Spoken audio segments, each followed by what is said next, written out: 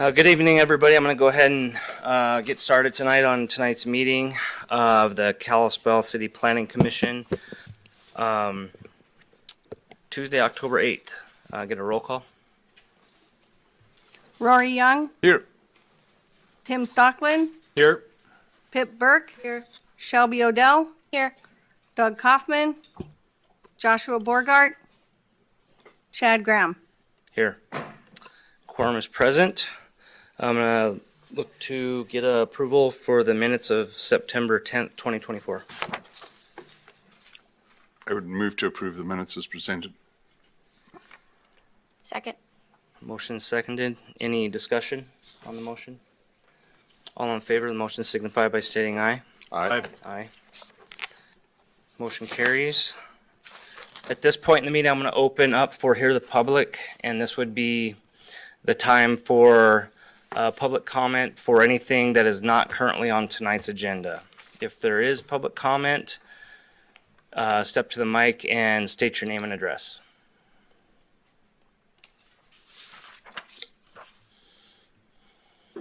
Okay, seeing none, I'm going to close Hear the Public and get into tonight's public hearing. We have 3 items tonight. The first is file KA-24-08, KPUD-24-03, and KPP-24-004. Frank Gardner and Montana 7 Properties have submitted applications for Tronstead Meadows and Whitetail Crossing, including requests for annexation, initial zoning of R2 residential, and a plan unit development overlay, and preliminary plat approval for 355 residential lots on approximately 110.5 acres, including lots, roads, and common areas. The second item is file number KPUD 24-04 and KPP 24-05. Bridgeland Development LLP has submitted applications for an amended planned unit development overlay modifying the existing Northland PUD and for preliminary plat approval of Northland Subdivision Phase 5C, a major subdivision with 28 residential lots, roads, and common area on 10.9 acres. The third item is file KA 24-09. The Greater Valley Health Center has requested annexation and initial zoning of B2 General Business for property located at 1995 3rd Avenue East. The annexation request is based on the need for a new connection to city water service. And we'll get into the first item. Okay. So as mentioned, Tronstead Meadows and Whitetail Crossing submittal includes requests for annexation, initial zoning of R2 residential with plan unit development overlay and preliminary plat approval for 355 lots on approximately 110.5 acres, which includes lots, roads, and common areas. The property is located on the north side of Tronstead Road between Highway 93 North and Whitefish Stage Road, opposite of Surcheck Lane. The property was the subject of an application submitted in the spring of 2024 for a growth policy amendment to extend the annexation boundary to encompass this property, annexation, initial zoning of R3 residential, and a preliminary plat for 380 homes. The Planning Commission held a public hearing on April 9th and forwarded a positive recommendation to the City Council on each issue. At City Council, the growth policy amendment was approved on a 7-2 vote, placing the property within the annexation boundary. Request to annex the property was approved on a 7-2 vote as well. However, the zoning designation was not approved with 4 votes, 6 required votes supporting the requested R3 zone, nullifying the annexation. Given that the property was not annexed and the proposed plat would require R3 zoning, the subdivision plat was not considered. This is a shot of the property from Tronstead looking north. The current zoning on the property is County R2.5, proposed as City R2. Would note that it's immediately adjacent to Quail Meadows, which the council annexed in 2020 and unanimously rezoned to R3 in 2022. The Kalispell Growth Policy Future Land Use Map designates the property as suburban residential, which is the lowest density residential designation in the city and anticipates up to 4 units per acre. With 110.5 acres, up to 442 units would be allowed. 355 units or 3.2 units per acre are proposed.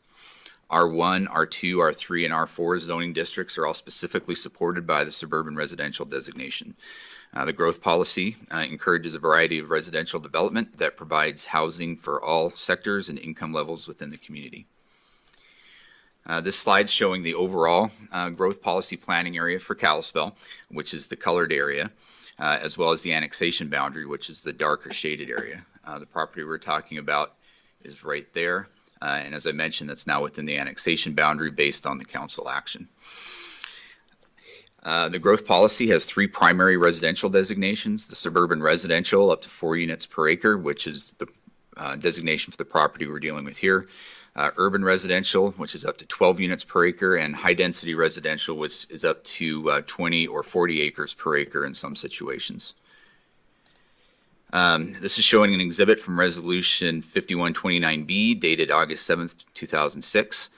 In that resolution, the council added the area east of the Stillwater River and north of Reserve to the growth policy, with this property designated as the same suburban residential with up to 4 units per acre that's provided for today.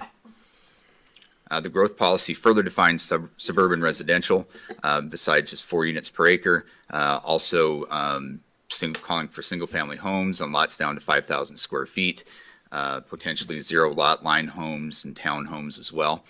This proposal is, again, 3.2 units per acre, lots ranging from generally 6,000 feet to over 10,000 square feet, and is single-family detached only.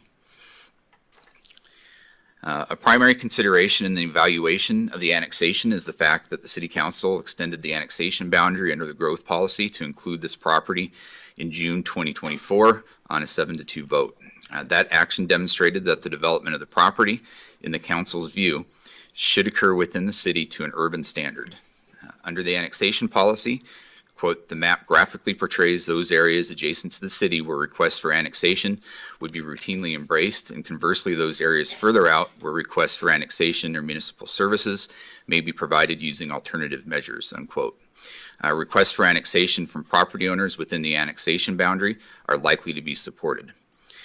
In addition to the inclusion of the property within the annexation boundary, there have been several annexations and developments in the immediate vicinity of the subject property, with an extensive amount of development occurring north of the Stillwater River.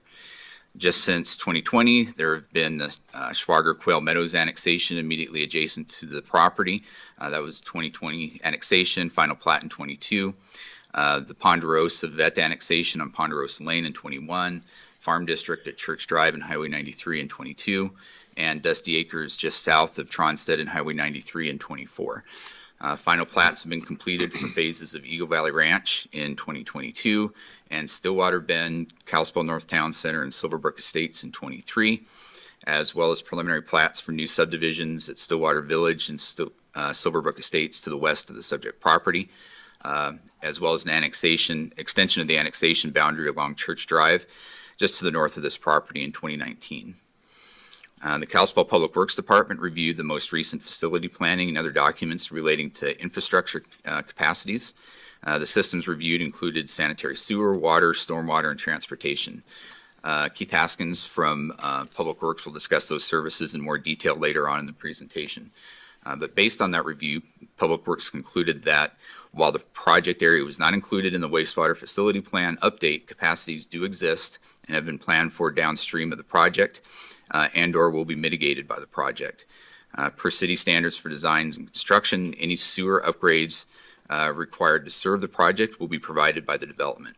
Additionally, although the water facility plan update didn't include the project area, the existing agricultural well, if transitioned to a municipal well as proposed by the development, will provide a benefit to the upper pressure zone and other area developments also served by the upper pressure zone.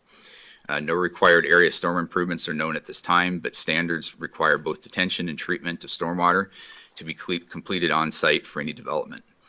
Finally, the project's proposed installation of a traffic signal at Highway 93 in Tronstead provides a benefit to existing development as well as future area development on both sides of Highway 93. In consideration of the findings as described above, the City of Kalispell will have no issues providing services to the development that won't be mitigated by the development through design and construction efforts. Since the property lies within the immediate path of actual and anticipated development, being that the property is adjacent to the city limits and inside the annexation boundary, as well as being within 500 feet of existing city utilities and within an area that the city has the ability to serve, the annexation of the property would create a logical extension of the city. If the property is not annexed, it will create an obstacle to the logical extension of the city in this direction by adding additional costs to development beyond this property, which would need to install utility lines across this frontage to reach their property, impacting the availability and affordability of housing in the community. In addition, the proposed annexation can be supported by several goals and policies contained in the growth policy. Under Chapter 1, monitoring the growth trends in the valley, a recent study by the Bureau of Business and Economic Research at the University of Montana from February of 23 found that, quote, Florida County needs to add almost 1,500 more housing units each year in the next 10 years to accommodate what we consider to be a very conservative scenario for population growth from new in-migration. Over a 10-year period, the cumulative amount of new housing additions are estimated to be 14,800 for the county. The adequacy of any single development or even groups of developments to address the housing challenges faced in the coming years should be judged against this aggregate need. Given the proximity of city services, the subject property is located in a prime location to accommodate some of that growth. The existing land use designation of suburban residential provides for the development of the property as a residential use. In addition, there are other goals related to housing as well. One is to encourage housing types that provide housing for all income sectors and income levels within the community. Another is to provide an adequate supply and mix of housing that meets the needs of present and future residents in terms of cost, type, design, and location. Another being to encourage the development of urban residential neighborhoods as the primary residential use pattern in the growth policy area. And these developments should incorporate design features that are either consistent with or anticipate the changing character of the area, as well as the description of the suburban neighborhoods that I'd previously mentioned. Also an issue facing businesses and industry in the city is the availability and affordability of housing, which directly impacts the workforce. In order to adequately staff businesses, there must be an available workforce that is able to find and afford housing in the community.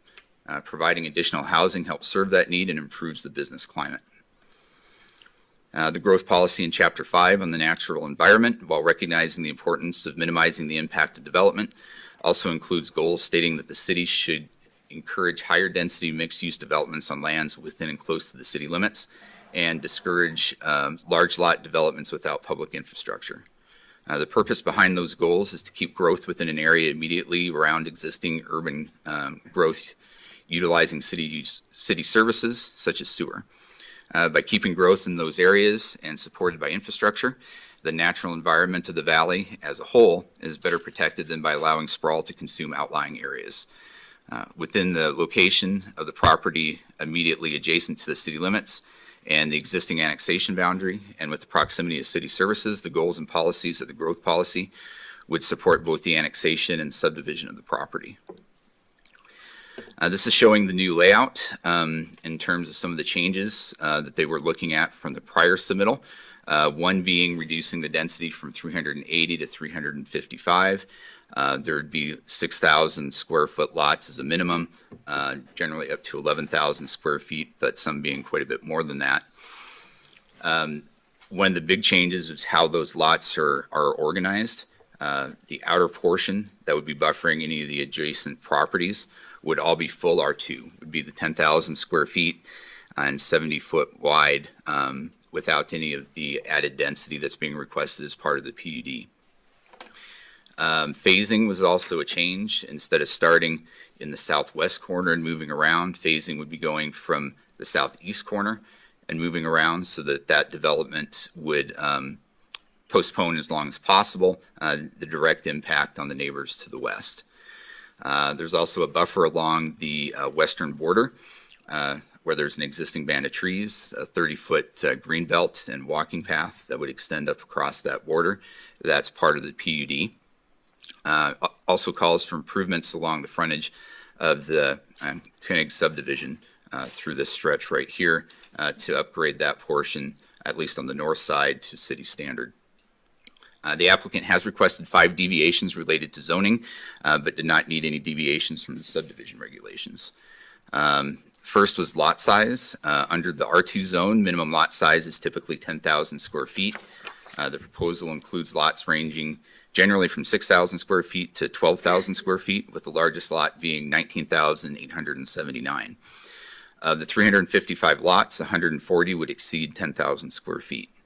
The layout of the subdivision provides for the larger lots, as I mentioned, to be on the outer edges of the subdivision, with the smaller lots in the interior, with all those lots bordering adjacent properties complying with the R2 lot size.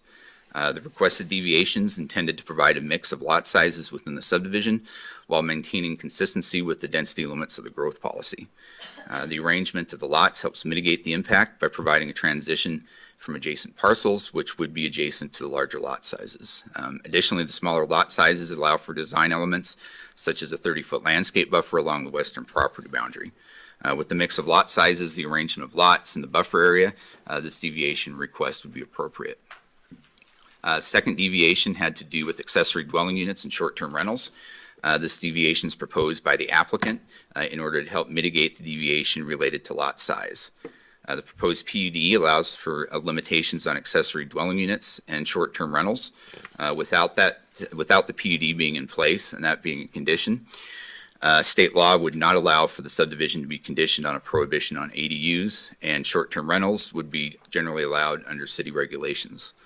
The limitations provide more certainty in the development of the site and sideboards on the number of units which may be constructed, which in turn provides a benefit to the neighborhood as a PUD rather than developing the property under generally applicable standards. And this deviation is appropriate as well. Lot width is the third one. Minimum lot width in the R2 zone is 70 feet.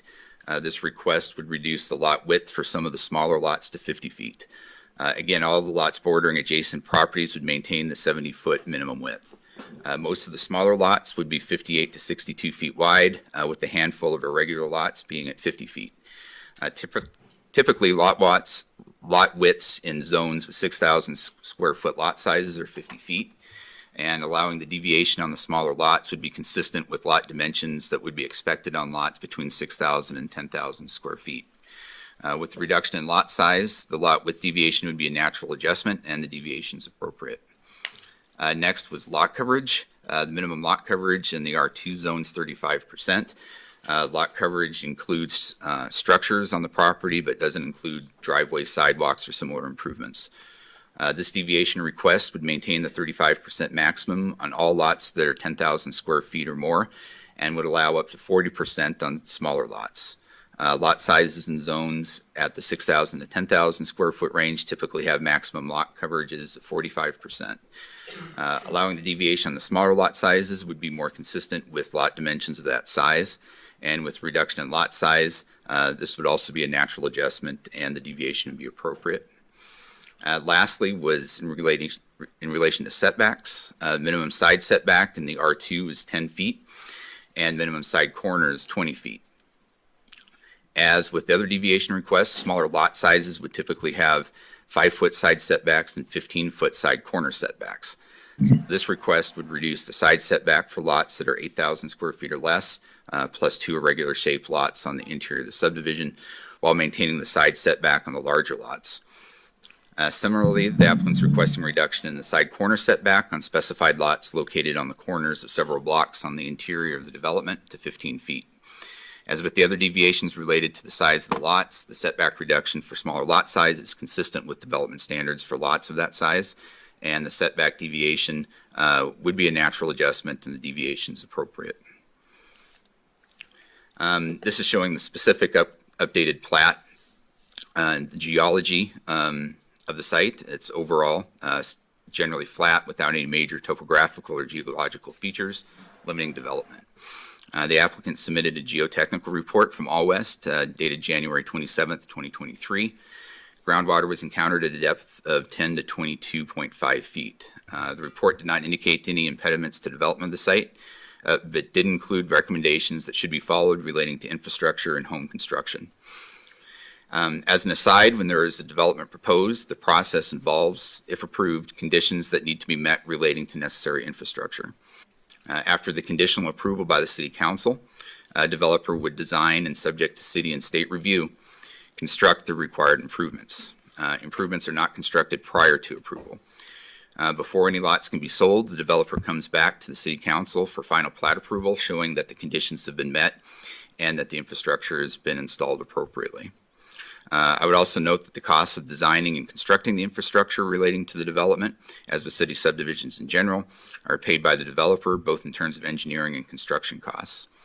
It's also important to note that the city can only require a developer to mitigate their impacts, and any imposed conditions need to both serve a legitimate government interest and do so in a way that are roughly proportional to the development's impact. In terms of water service, water to the subdivision would be provided by the city of Kalispell. The system would be reviewed and approved by the Kalispell Public Works Department under the standards for design and construction, as well as by DEQ. There's adequate capacity within the city's water system to accommodate the subdivision with the connection, and the city is able to serve the development. Proportionate water rights are required to be dedicated to the city of Kalispell under the subdivision regulations. There's an existing agricultural well that would be transferred to the city, along with adequate space for a municipal water well facility building. We understand that there are other water rights associated with the well, and only the applicant's rights would be transferred. We also understand that the existing ag well may need to be replaced with one for domestic service if the water rights are used at this location. It is also possible that the water rights would be used at a different location if this well site proves to be unfeasible. Sewer service to the subdivision would also be provided by the city of Kalispell, and again reviewed and approved by the Public Works Department, as well as by DEQ. There would be a capacity analysis of downstream gravity mains, force main, and lift stations that would be performed with each phase of the development, and upgrades would be required to accommodate any sanitary sewage flows that would be required to be completed as part of the project development, and any associated costs would be borne by the development. There's adequate capacity within the city's sewer system to accommodate the subdivision, and the city is able to serve the development.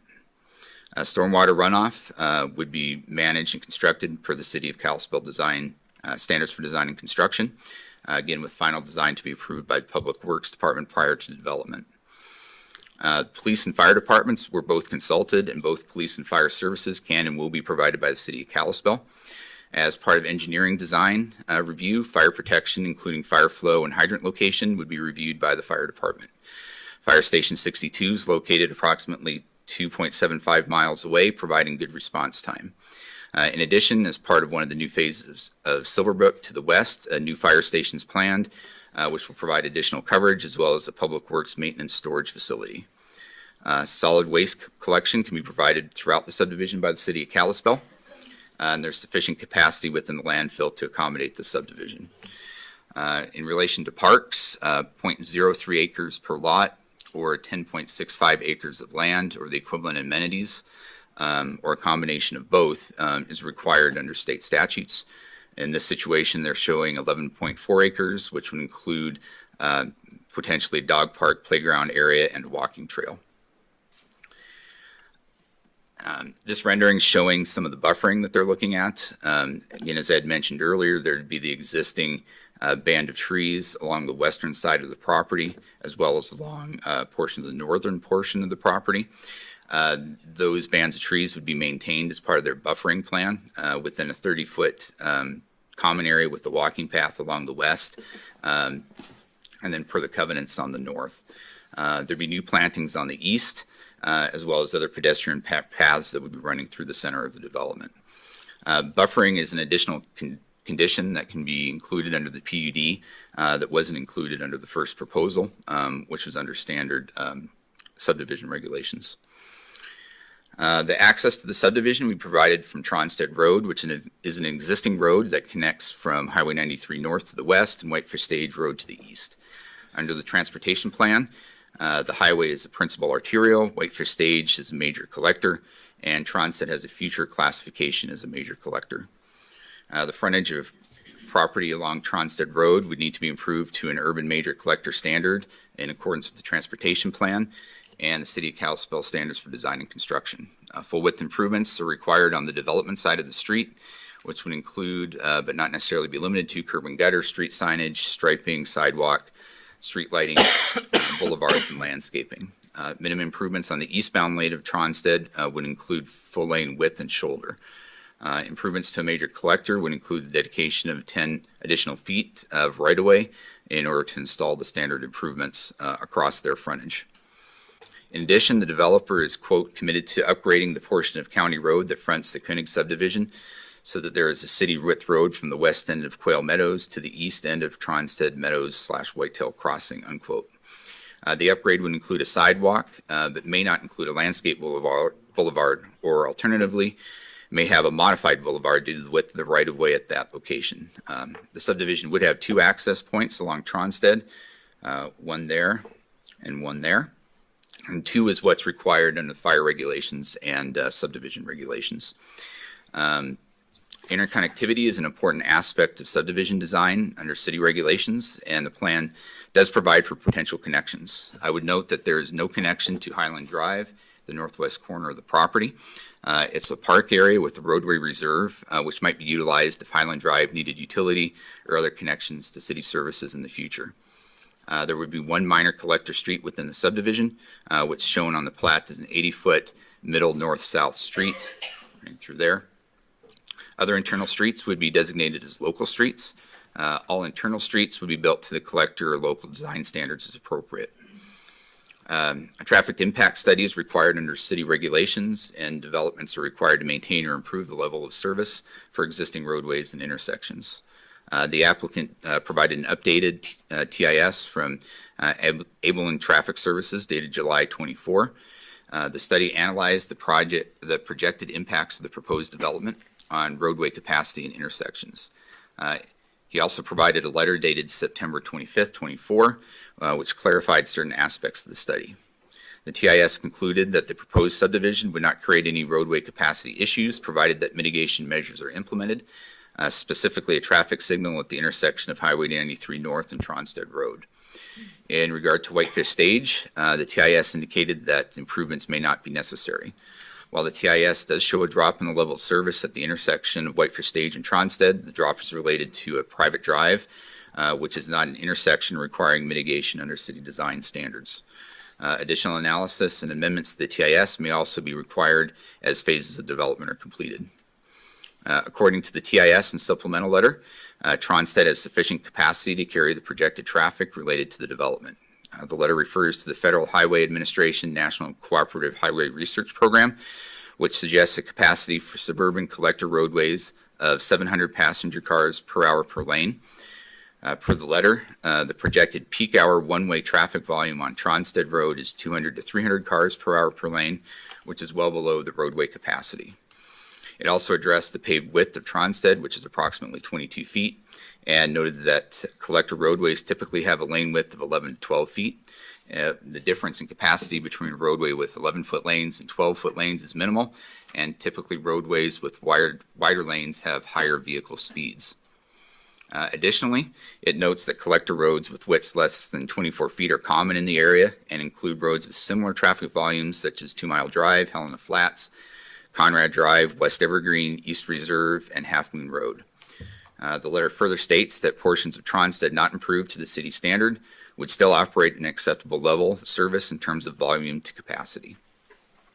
In regard to the intersection of Highway 93 and Tronstead Road, the letter states that the traffic signal warrants will be met based on the anticipated traffic from Tronstead, and that it would be, quote, desirable for the design and construction of the signal to commence and be installed prior to the build-out of homes in Phase 1, unquote. While there are several factors related to the specific timing of the signal, quote, it is recommended that design of the traffic signal for Highway 93 and Tronstead Road commence as soon as possible, and that the signal be installed prior to the build-out of homes in Phase 1, unquote. The TIS itself does not specify at what specific point in the phasing of the development the traffic signal would be warranted, but based on the annexation request discussion in this report, the supplemental letter from Abelin, and the current status of the intersection with the limited three-quarter movement, it would be appropriate for the traffic signal to be installed in conjunction with the first phase of development, including rebuilding the intersection. As the Montana Department of Transportation right-of-way, MDT determines determination of warrants for the traffic signal and the appropriate timing will have a large bearing on what the mitigation, on when the mitigation is put in place. However, the city's requirement should be that it be installed as early as allowed by MDT and no later than prior to final plat of Phase 2. MDT provided the city with a letter in May of 24, which agreed conceptually with certain improvements for the intersection, subject to an approved engineering design and, among other things, a developer's agreement. In a nutshell, MDT would allow the majority of the intersection improvements to occur prior to the first phase of the subdivision. Improvements would include the road realignment, northbound right turn lane onto Tronstead, the reconstruction of left turn lanes on the highway, and underground infrastructure for the signals. In addition, MDT agreed to pay for the cost of realigning the northbound and southbound left turn lanes. Phase 2 of the intersection improvements would be the installation of the traffic signal and any needed ADA or pedestrian facilities at the intersection. The timing of the installation of the signal would need to be based on MDT approval, which would not only take actual homes constructed into account, but also potentially other background data, which could accelerate the timing. In order to help mitigate traffic issues, all of the improvements allowed by MDT prior to Phase 1 should be installed prior to final plat. And given the need for improvements and MDT's willingness to allow certain improvements to be installed prior to Phase 1, the improvements, other than the traffic signal itself and other improvements designated as Phase 2 of the intersection improvements, should be installed prior to final plat of Phase 1 and not be eligible for bonding under a subdivision improvement agreement or other mechanism. The intersection Phase 2 improvements should have an approved design and be bonded for as part of the final plat of Phase 1 of the subdivision, unless MDT allows them to be installed prior to Phase 1, in which case those improvements should be installed as well and also not bonded for. That's reflected in this condition of approval, including that all improvements must be fully installed prior to Phase 2. At this point, I was going to turn it over to Keith Haskins from Public Works to steps through some of the facilities issues. Thanks, PJ. Per the City of Kalispell's Extension of Services Plan and the Standards for Design and Construction, new development is required to provide any upgrades required to serve it. As developments come to the city for annexation and preliminary plat, most of the detailed design engineering is yet to be completed. For projects such as this, city staff reviews current capacities and infrastructure to determine whether the existing infrastructure can support the proposed growth. If the existing infrastructure cannot support the proposed development, the development must provide upgrades to the city infrastructure as necessary to accommodate the proposed growth. One of the things city engineering staff reviews for new development is if there is enough water production capacity to serve the proposed development. The upper pressure zone currently has 6 groundwater wells and a booster pump station that pumps from the lower zone to the upper zone. One measure to determine available capacity is the firm capacity. This is the water production capacity of the system with the largest well out of service. This simple analysis takes a conservative look at the water system and assumes a scenario of how the system would operate with the largest producing well out of service. We compare this production ability to the max day demand. Go ahead and click again. This typically occurs during the peak irrigation months of the year in July and August. In the last 6 years, the highest max day was 6.11 million gallons per day. For our current wells, we can produce 9.78 million gallons per day with all wells in service. Go ahead and click. We can produce 7.54 million gallons a day with our largest well out of service, and that would be our firm capacity. When we compare that capacity to the max days from the last 6 years, we have over 1.43 million gallons per day of available capacity. In other words, with our largest well out of service, we have the ability to serve the equivalent of about 1,360 new homes within the upper pressure zone before needing additional wells. Additionally, our active project on the north side of town, where the elevated tower tank is being built, includes the installation of a new 500 gallon per minute well facility, which will bring our excess capacity in the upper pressure zone to 2.15 million gallons per day, and we'll be able to serve an additional equivalent of about 2,000 additional homes before needing additional wells in the upper pressure zone. PFAS, an emerging contaminant, has been the subject of much of the public comment received and therefore deserves some discussion as it relates to the City of Kalispell's water system. The EPA set maximum contaminant levels, or MCLs, for PFAS on April 10th of this year. Prior to that, PFAS was an emerging contaminant on the emerging contaminant list, and the city of Kalispell had identified city production wells that had detections for these man-made chemicals. When comparing the sampling results to the new limits set by EPA, 4 wells have been identified as having PFAS, with only 1 well above the federally adopted MCL. As all city water sources are fed from deep ground water wells ranging from 300 to 600 feet below the ground surface. It's important to emphasize the city did not add PFAS into the groundwater, but rather has detected PFAS chemicals from sampling events at 4 water source locations. The city has procured a consultant to support the funding and engineering necessary to address mitigation measures as a result of the detection of PFAS. Based on direction from City Council, Public Works staff has moved forward with a short-term treatment solution for the Grandview Well facility to address PFAS over the current MCL. This treatment will be in place until permanent solutions are completed, such as replacement wells. The treatment process uses filter vessels containing anion exchange resin, which specifically targets and holds PFAS. The units have now been running for approximately 2 weeks.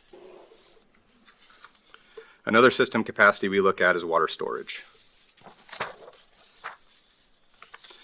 There are 3 types of storage we analyze. Go ahead and click. First, we look at emergency storage. Emergency storage provides water for domestic consumption during events such as transmission main failure or power outage or natural disaster. This is set at 50% of the average day demand. Secondly, we look at operational storage. Operational storage is determined by the water model and is based on when short-term demand exceeds the available water supply. This was determined to be 18% of the max day demand for the upper pressure zone. Finally, we look at fire storage. Fire storage provides 4 hours of storage for a single fire within a 24-hour period. We use our highest fire demand requirement of 4,000 gallons a minute that would be in a commercial zone. Over 4 hours, that comes to 960,000 gallons. Based on these 3 types of storage, we use 2 criteria to verify we have appropriate storage for each pressure zone. Criteria 1 is the sum of the operational storage and fire storage, and criteria 2 is the sum of the operational storage and emergency storage. Currently, we have 2 million gallons of storage in the sheep herder tank and 100,000 gallons of storage in the Buffalo Hill elevated tank for a total of 2.1 million gallons. Go ahead and click.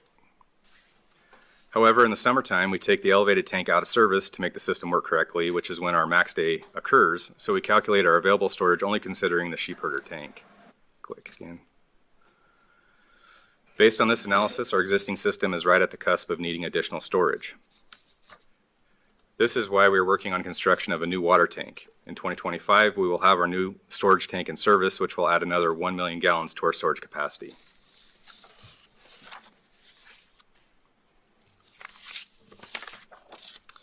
Similar to our well planning, our water facility plan also helps us identify when additional water storage will be needed. The water storage tank currently under construction is a product of this planning effort and will help serve growth in the upper pressure zone. After this new tank is finished, based on growth projections, we'll be needing to plan for our next 1 million gallon tank in about 2041. The City of Kalispell's water system currently consists of 2 pressure zones. The upper pressure zone, shown in blue, serves the higher elevation areas on the northern and west portions of Kalispell, and the lower pressure zone feeds the lower elevations on the south and east portions of Kalispell, shown in red. The proposed development is shown in bright green near the top of the image and would be served by the upper pressure zone. As proposed, the project would extend the existing 12-inch PVC water main in Tronstad Road that was previously extended with the Quail Meadows development. The proposed development expects to make a looping connection to the Silverbrook well facility and would potentially have a future well facility near the center of the development. Water main will be extended to support future area development. These proposed extensions are in accordance with the city standards and the city extension of services plan. As with the water system, any sanitary sewer upgrades required to serve new development are the responsibility of the development. New development must design new sewer collection systems to accommodate the flows anticipated from the development. Additionally, the development must ensure that downstream conveyance and treatment has available capacity. Per the City of Kalispell standards for design and construction, the project must assess the ability of the existing collection system to handle the peak design flow from the project and the impact to the wastewater treatment plant. The downstream conveyance assessment includes conveyance piping and downstream lift stations.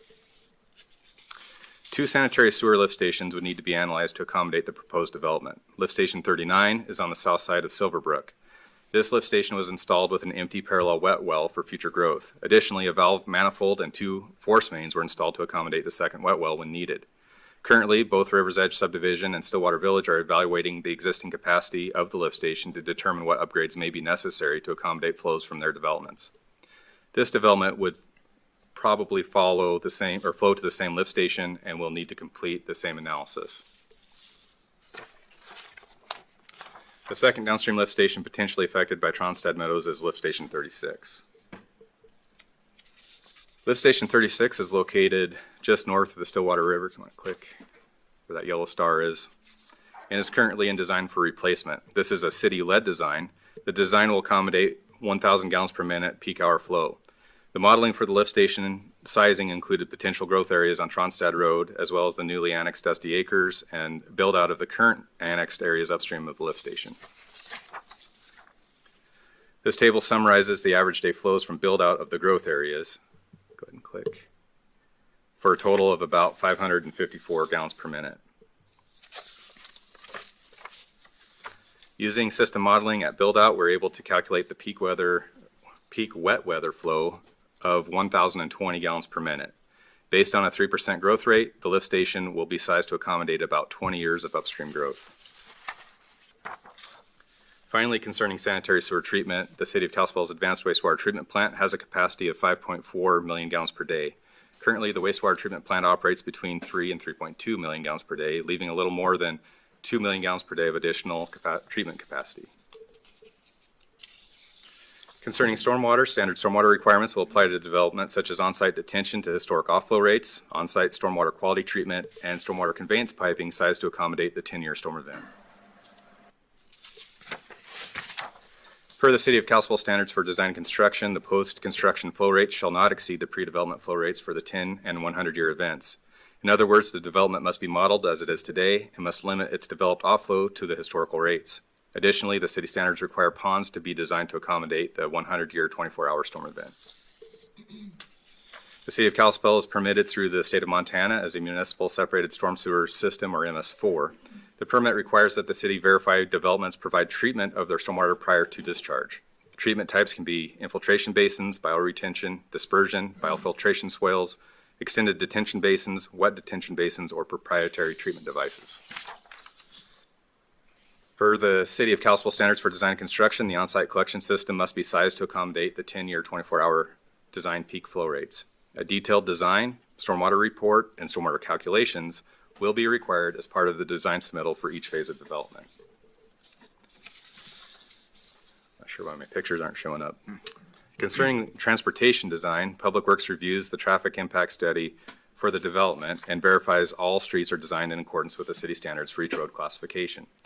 Like city utilities, city streets are required to be extended to the far property lines to allow for logical future extension. Additionally, unimproved road frontages on existing streets need to be improved to minimum city standards based on the classification of the roadway. Per the city standards, a traffic impact study, or TIS, is required for developments contributing 300 or more vehicle trips per day to the City of Kalispell street system per the city engineer's analysis of the ITE trip generation manual. TIS requirements increase with increasing trips contributed from the proposed development. Additionally, development must maintain or improve the existing level of service of the affected roadways. A TIS has been provided with the application packet for this development and has been updated to address city comments. Two main intersections are of interest in this TIS, the intersection of Tronstad Road with Highway 93 and the intersection of Tronstad Road with Whitefish Stage Road. Per the signal analysis in the TIS, Tronstad Meadows and Highway 93 should be improved with the traffic signal. Typically, MDT requires signal warrants to be met prior to construction of intersection upgrades. However, in this case, MDT has agreed to allow geometric modifications to be made to the intersection and underground utilities to be installed prior to the signal warrants being met. Additionally, MDT has agreed to pay for the realignments of the Highway 93 left turn lanes as shown in this image, with north being to the right. The intersection of Tronstad Road and Whitefish Stage was shown as dropping a level of service at full build-out of the development. The intersection impacts would mostly be mitigated with the installation of the signal at Highway 93. However, the TIS shows a 1 to 2 second delay at full build-out of the subdivision. This is because the intersection of Tronstad with Whitefish Stage was modeled as a 4-leg intersection. However, as you can see from the image, the intersection is a 3-leg road intersection with an offset private driveway. According to the author of the TIS, the drop in level of service shown on the intersection was on the driveway side of the intersection and is due to background growth. The level of service drop would occur with or without the project. A private residential driveway would not typically be considered an intersection, but rather an approach. The 1 to 2 seconds of delay at the driveway is not unexpected or a required mitigation. Further, the private county driveway is not under the jurisdiction of the city of Kalispell. As previously stated, development road frontages are required to be improved to city minimum standards. Click. In this case, we'd look at the right side of the table, which encompasses all the classifications included in the Tronstad Meadows project. Tronstad road frontage will need to be improved to a major collector. The north-south road proposed within the development will need to be designed to a minor collector standard, and the balance of the roads within the development will need to be designed to local street standards. There is a crest vertical curve on Tronstad Road referenced in the public comments received. Based on a cursory analysis of the road grades, the crest vertical curve's algebraic difference is under 6% and therefore is in compliance with the average speeds recorded on the corridor.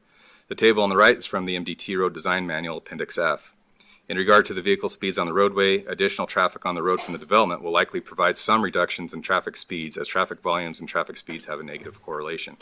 However, if compliance with posted speeds on the roadway is an issue, the city will complete a speed analysis and may look for the installation of traffic calming measures on the roadway, such as driver feedback signs. Based on the analysis of existing city infrastructure, the city is able to serve the development. Any upgrades to existing infrastructure necessary to serve the development, such as potential upgrades to Lift Station 39, frontage improvements on Tronstad Road, and intersection improvements at Highway 93 will be the responsibility of the development. There was some public comment received from Richard Nice with Greenlight Engineering and Attorney Michelle Weinberg, specific to the traffic impact study provided by the applicant. Comments were forwarded to KLJ, who does our third-party TIS reviews. There was a comment concerning the level of service maintained at each phase of development, particularly the intersection of Highway 93 and Tronstad Road. The issue seems to have been with the TIS is that if a situation that would occur if the signal doesn't go in, how would each particular phase then comply with the level of service requirements? In response, the traffic signal has been warranted with phase 1 of the development. Abilene Traffic Services makes a case for the signal to be installed prior to build out of phase 1 of Tronstad Meadows. Additionally, MDT has agreed to allow geometric improvements to be made concurrent with the first phase of development, with provisions for signals to be installed and to quickly be installed. This would allow for the signal to be installed quickly once warrants are approved by MDT. Mr. Nice, I don't know if it's Nice or Nice, I'll say Nice. Mr. Nice is concerned that the timing of the individual phases doesn't align with the TIS timelines. In response, the Kalispell TIS requirements require an analysis of 5-year increments into the future based on total trip generation. Phase 1 is expected to be complete by 2026, and the remaining phases 2 through 4, would be completed by the next increment of the analysis in 2031. Sorry. I turn off my, do you want me to repeat that one? Okay. Mr. Nice and Ms. Weinberg cite the TIS indicates a level service drop at Whitefish Stage and Tronstad Road. The driveway approach delay increases by 1.4 seconds per vehicle in 2036, dropping from a level service B to a level service C. Based on the supplement provided by Abilene Traffic Services, this decrease in the level of service would occur with or without the project and is due to the private driveway approach being considered in the analysis, the westbound delay. Mr. Nice cites an existing crest vertical curve as needing additional analysis between the development and Whitefish Stage. As previously described, a cursory look at the grades of the hill indicate that it is compliant with a 45-mile-per-hour vehicle speed per the MDT Road Design Manual. Additionally, the crest vertical curve is an existing condition and is located outside the development frontage. Mr. Nice indicates the Highway 93 and Tronstad intersection was not evaluated correctly as the TIS did not include traffic from Silverbrook. This was addressed with the TIS supplement. Mr. Nice is concerned that the signal analysis uses an analysis year of 2026. The signal warrant analysis was completed with phase 1 of the development. The signal warrants are not met today, but the TIS shows that they will be met with the build out of phase 1. Ms. Weinberg is concerned that the TIS does not include crash data. A crash summary was completed by Abilene Traffic Services. Raw crash data is typically not published due to Montana data practices. Ms. Weinberg cited the traffic counts at Highway 93 and Tronstad are more than 2 years old. 2022 traffic counts were approved to be used to consider the full access movements before the restriction of access at US 93 and Tronstad. Counts were validated and grown using 2023 data to create a 2023 existing volume set. Ms. Weinberg indicated the application does not comply with the requirements that developments maintain the existing level of service. The level of service at Highway 93 and Tronstad is mitigated with a signal installed concurrent with Phase 1 of the development.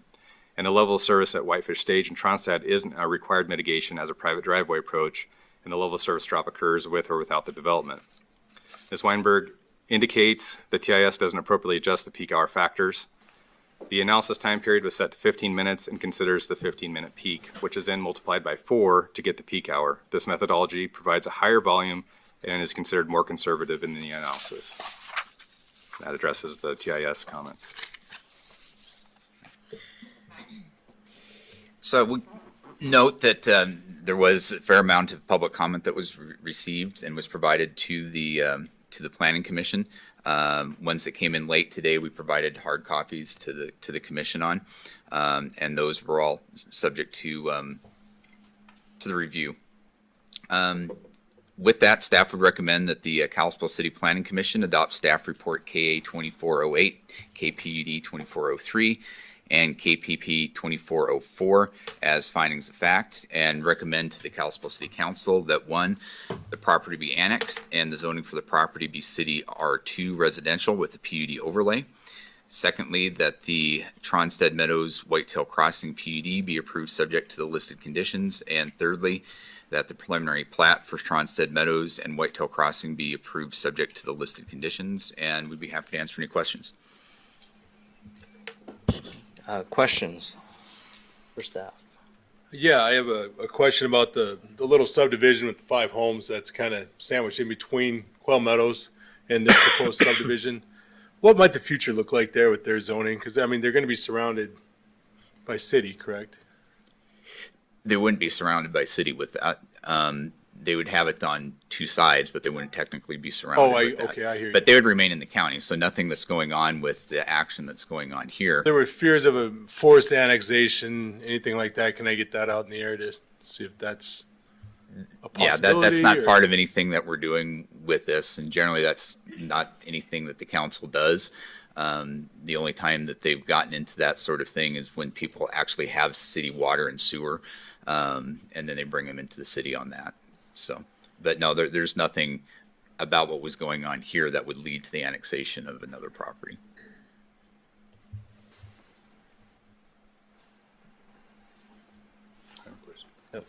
PJ, on condition 5 on the PUD, 5D, we say the minimum lot coverage, and that maximum permitted lot coverage? Oh, with the deviations on that? Yeah. Yeah. Isn't it maximum, not minimum? Yeah, probably.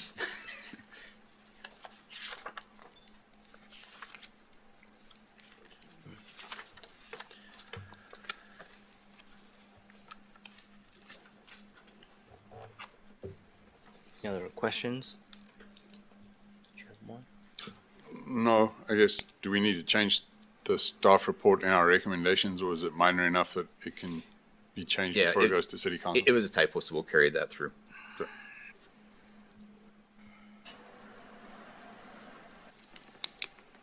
That's all I have. Okay, I'm gonna go ahead and open up tonight's public comment for this item. Any public comment, please step to the mic, state your name and address. I gotta run kids. Please let And me go first. I'm facing children. Hi, guys. Jessica Boober, 250 Highland Drive. See you guys once a month for the past 9 months. I still have issues with the general concerns about Highland Drive itself, but one of the things that I'm seeing here that is just, no one really wants to say it. I understand that we're bringing this back, and obviously the city of Kalispell wants this. They want it bad. They've given all the information that makes this worthwhile for the city. What I am seeing is more people showing up than Kalispell has ever seen to protest a development. I've been to the Whitefish ones. I've been to the Columbia Falls ones. This is a big deal to the people who live there. I'm also seeing, I do this, I'm a developer. I also am in property management. I have more vacancy than I have ever seen in 8 years. We've got more housing going in, more empty units. There are over 1,300 houses for sale in the Flathead Valley right now. There are over 320 in Columbia Falls, Whitefish, and Kalispell itself for under 650,000. This development has come back and knocked off 25 units in an area that should have way less housing. I don't feel personally that it was a good attempt to lessen what's going on. We haven't addressed Tronstad, we haven't addressed the light. I would just like you to listen to the people that are here and just think about it. Is now the right time? Thank you. My name's Dan Munzing. I'm at 213 Tronstead Road. Would it be possible for you to put up the image of the development and the road, the satellite image? Would that be possible?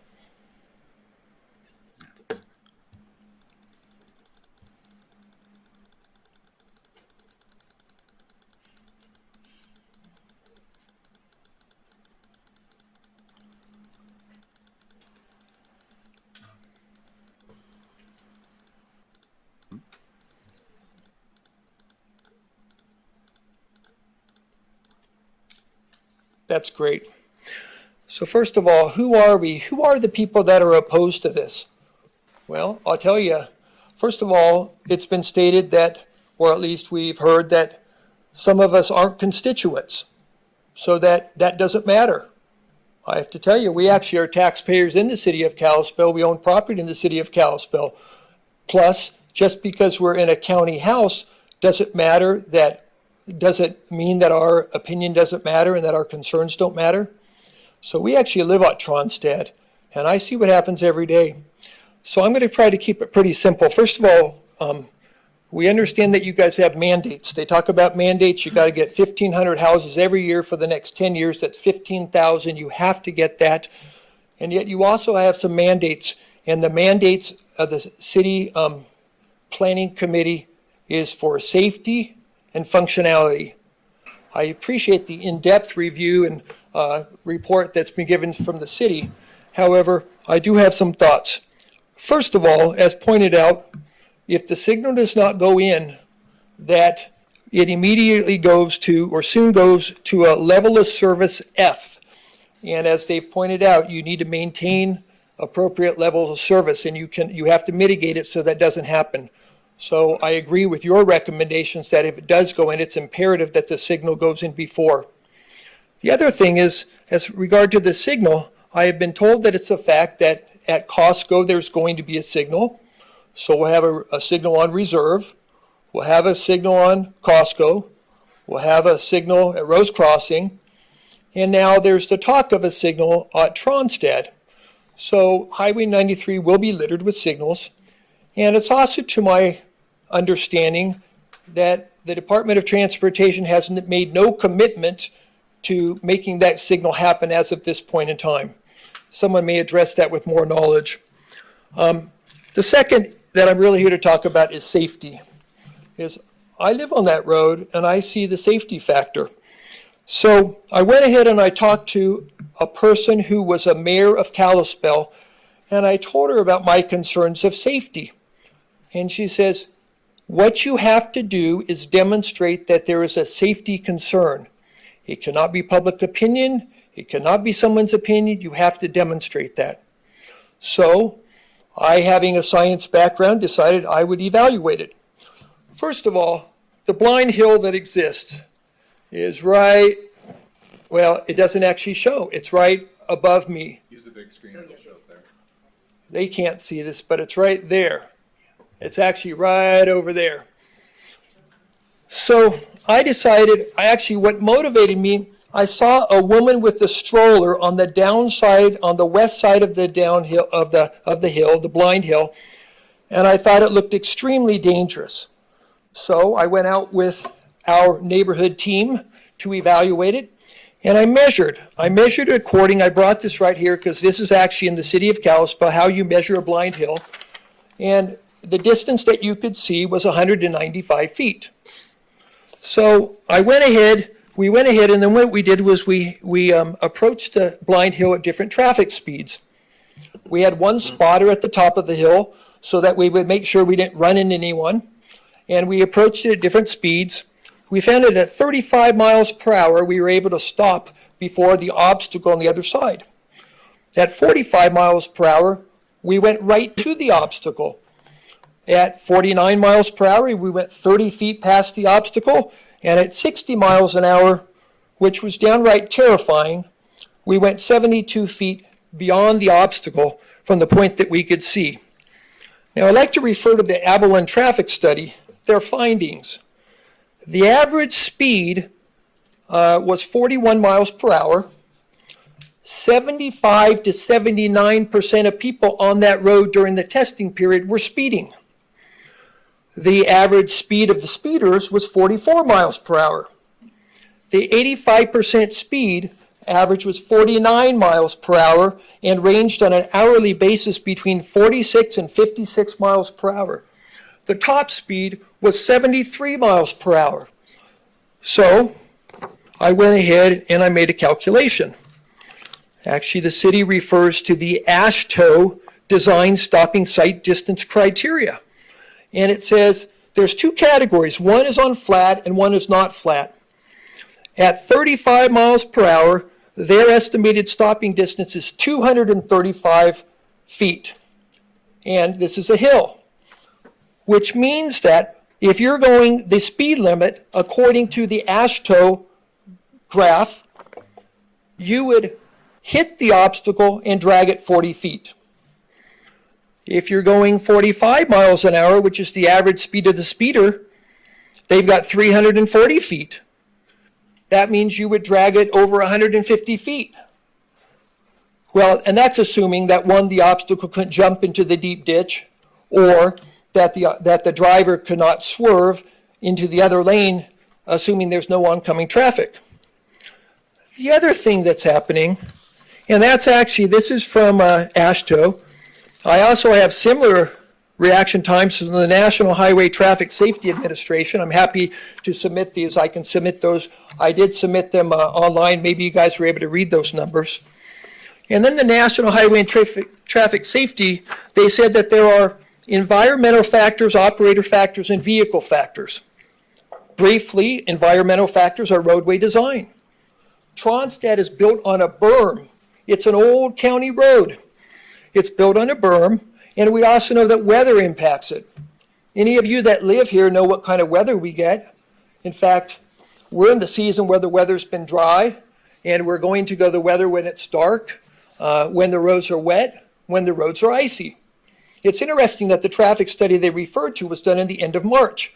It was the end of our winter. We don't know whether that car was going 73 miles an hour on an icy road or whether it was a dry road. It's not told us. But we do know that 44% of the speeders were going on that road in the end of wintertime. We also know visibility. And it's interesting because the visibility, I'm going to quickly refer to the Kalispell Standards for Design and Construction, July 5th, 2022. This is what you guys were referring to. And it's interesting because right here it states, sight distance shall be determined by design speed as required by the AASHTO Green Book, which I just shared. A minimum of 200 feet is required for all horizontal and vertical curves. You're at 195 feet. We're looking at drag zones, drag distances that are astronomical.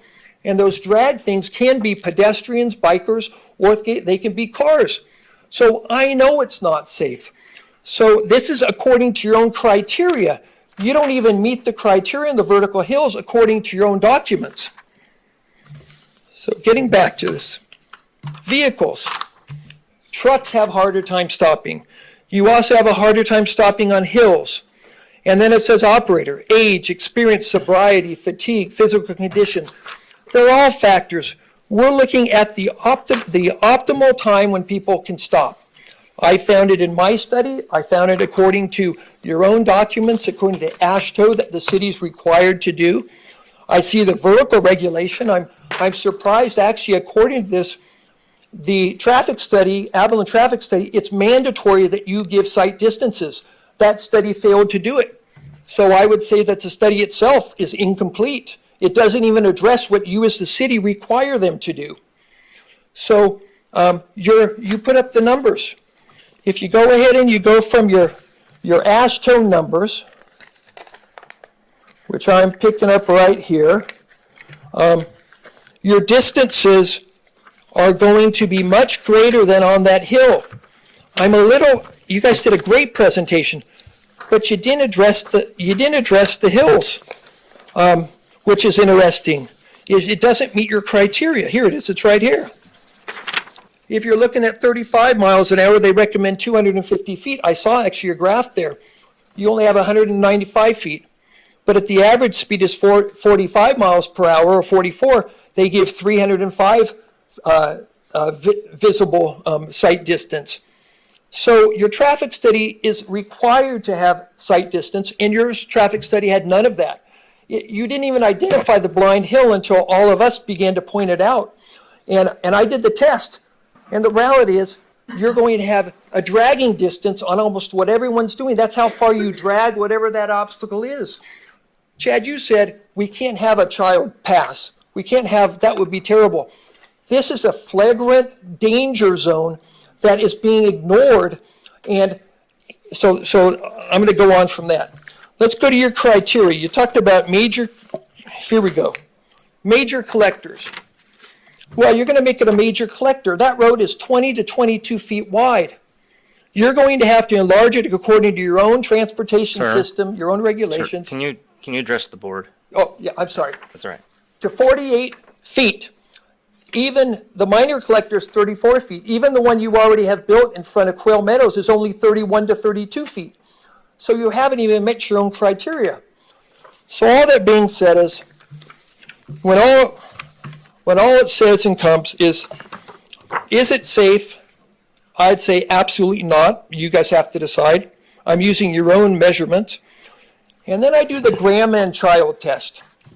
If it was your child or your grandma and you saw her on that blind hill, would you be okay with it? Well, I had my stepmom visiting us, and she wanted to go for a walk.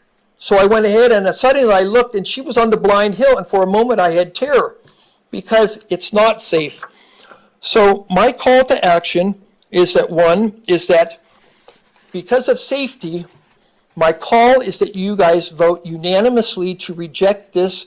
You have an inadequate traffic study and you have safety factors, and one of the mandates is safety, and it's more houses and it's functionality. But I think I don't think there's a reasonable doubt that there are safety issues here. So I request that you vote unanimously to reject this. And then I would also come to the developer, and I would offer for some of us concerned people to go ahead and to be willing to meet with you and find a development that would fit in this, that would be desirable for the city, for the county, and for the residents of Flathead or Kalispell. Thank you for listening to me. You guys are amazing. And I appreciate it because I think you guys truly care, and that's very important. Hello. I'll be brief. My name is Michelle Taylor. I live at 1210 Birch Grove Road. I'd like to express again my opposition. I've been here before.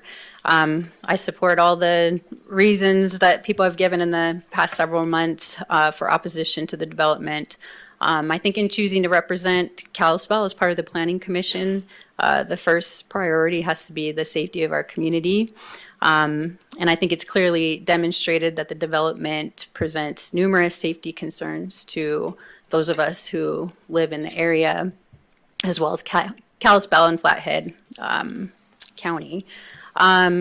Most importantly, I think are the biggest thing is that we're talking about the traffic concerns, obviously. Let's see here, sorry. I lost my... I think when this was initially presented several months ago, the Planning Commission had openly discussed their concerns about safety, specifically citing concerns for rear-end collisions, traffic injuries, traffic fatalities.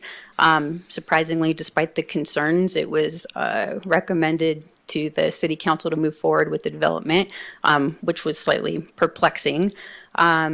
Unfortunately, those plans didn't go through, but here we are again with no changes in infrastructure since the last meeting. Nothing's changed. We continue as a community to watch accidents. There was 2 accidents in one day on Rose Crossing and Whitefish Stage, and these aren't little accidents. These are seriously accidents that people walk away with injuries. There's been rear-end accidents at the Rose Crossing new stoplight on Highway 93. I drive there all the time, so I think most of us who live in the area see all these accidents all the time. Nothing's changed. Last week, my daughter got her driver's license, which is scary in and of itself. We have 3 other kids who are going to be driving in the near future here in Kalispell. And I'm hoping that the Planning Commission has thoroughly considered the possibility of traffic injuries and traffic fatalities that are guaranteed to occur if this reckless development moves forward. There's no one in this room who wants to see more white crosses on the side of the road. So there's things that need to be done before this can move forward. We're not against development. That's fine. We know Kalispell needs housing. We need to accommodate the people who want to come here, but we need to do it responsibly. So thanks for your time.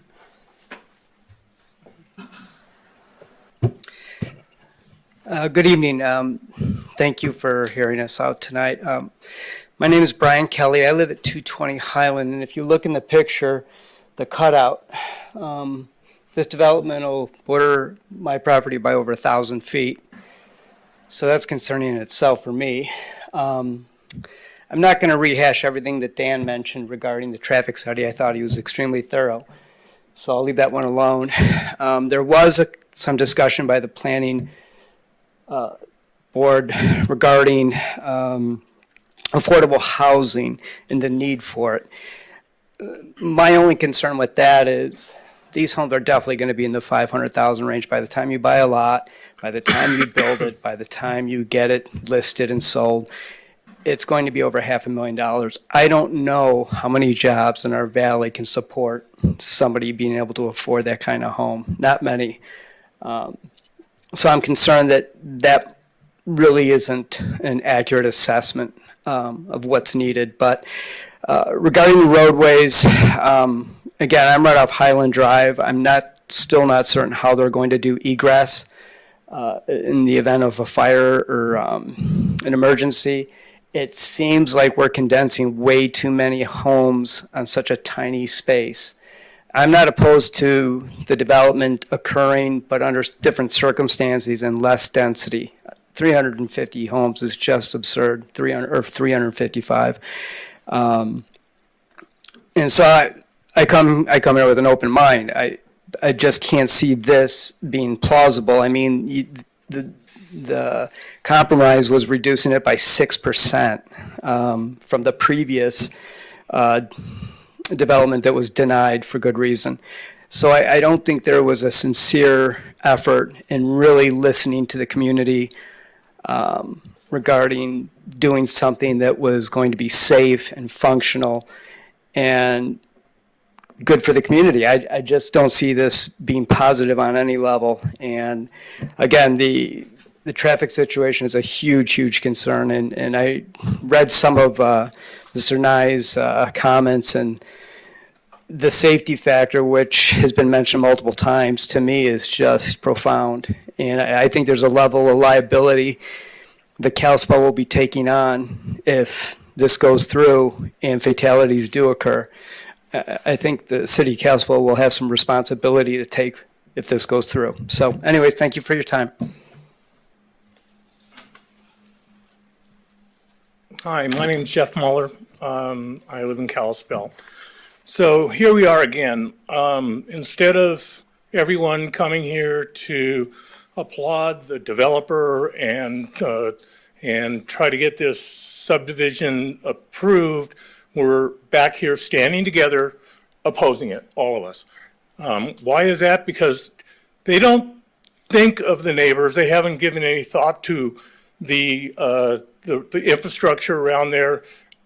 We feel that the main reason that this subdivision was put back as it is right now is because it was instilled by the city council at the very end of right before the vote, that maybe an R2 would be acceptable and that was confirmed by one of the representatives from Sand Development in the last meeting that we had.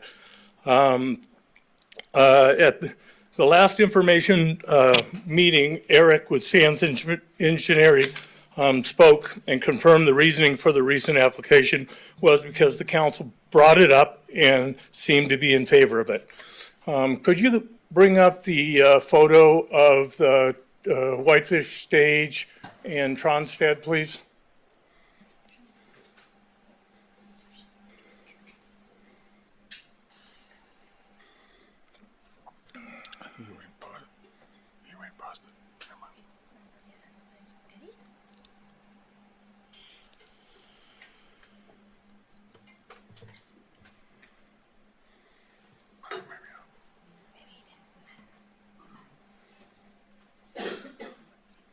Right there.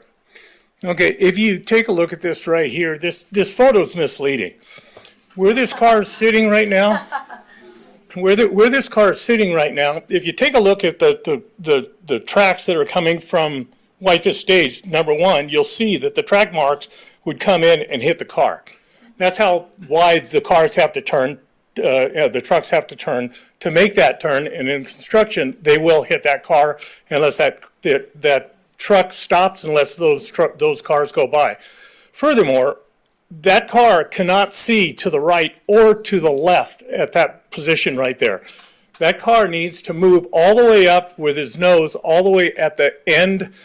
Otherwise, there's a fence on the right that they're not showing, and there's a tree on the left that they're not showing that you cannot see.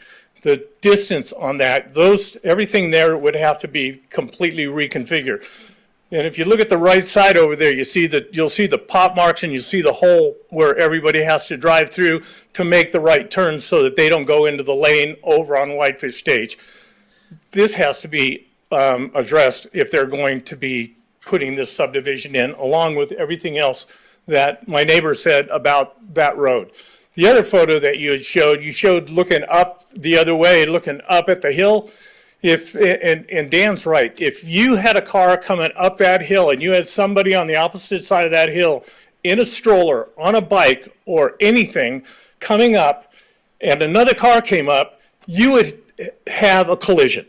If it just happened to be at that point. And if you've got another 3,500 cars that are going to be there that day and you're going to have that much more traffic, your instances are going to get closer and closer and closer until sooner or later somebody gets killed. And they're going to come back to this meeting and they're going to come back to all this and they're going to say you were warned about this. Another thing is this subdivision is put together and it's not planned for the community. There's no connectivity in it. If I don't know by looking at that if they have any sidewalks in there at all, if that's proposed in that subdivision. But where's the families going to walk? Where are they going to go? Is everybody going to be traveling in the street when they go to the parks? You know, I just don't think that this subdivision was well thought out, and I think that it needs a lot more thought. Thank you very much.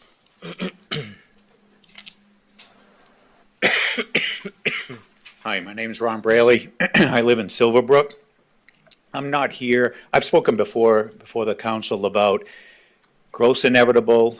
Growth is good to some point, but it needs to be prudent, and the council needs to make sure that you keep everybody safe. And I'm going to be talking not from a scientific perspective, that was well beyond my capabilities, but just from a lifestyle and security perspective. And I'm looking at some of the comments that I'm going to make are more tangential to not just the subdivision that's going in, but what's going on 93, because I live off of 93 in the Silverbrook subdivision. So one of the questions I have is from the public service. The studies that were done by Public Works on the traffic on 93 and the amount of traffic increase, were those done on a holistic, all of the various subdivisions, et cetera, that are being planned and going in within Silverbrook, et cetera, is it all cumulative, or is it just predicated on this one subdivision that's going in now, or potentially now? Sorry, you're welcome to give us public comment, but it's not a Q&A. Okay.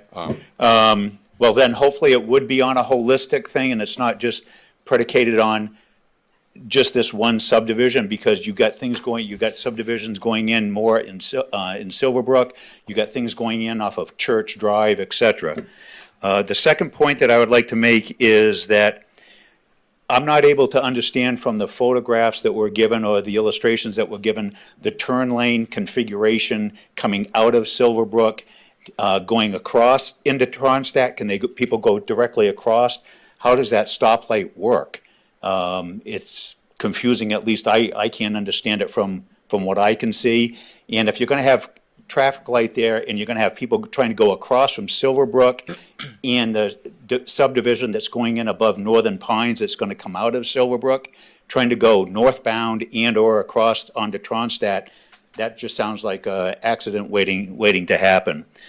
The next thing I'd just like to say is we need to have adequate turn lanes going into Silverbrook from what they are now. Again, trying to turn into the Silverbrook subdivision now, you have to put your blinker on almost by Northern Pines Golf Course, and you still got people driving up on you, coming up at 85 miles an hour, giving you the "hi, how are you" signal, and I don't mean that in a positive way. They're just telling you to get the heck out of the way. I've had people flip me off, try to run me off the road, etc. That whole thing needs to be, again, I can't tell from what you're showing us here how that works, so until I saw how that would work better, in my own estimation, I probably wouldn't be much for it. The other thing I'd like to state is that I'm not understanding why coming northbound on 93, the city or the county or whoever is responsible hasn't put in one of those blinker lights that says, "Hey, stupid, we're gonna be changing the light, so slow down as you're coming northbound." Because going southbound, you got that blinking light. I bet there's probably been, how long has that light been up? A few months? We've probably had 5 or 6 accidents already. We just had another major one outside of Silverbrook last week.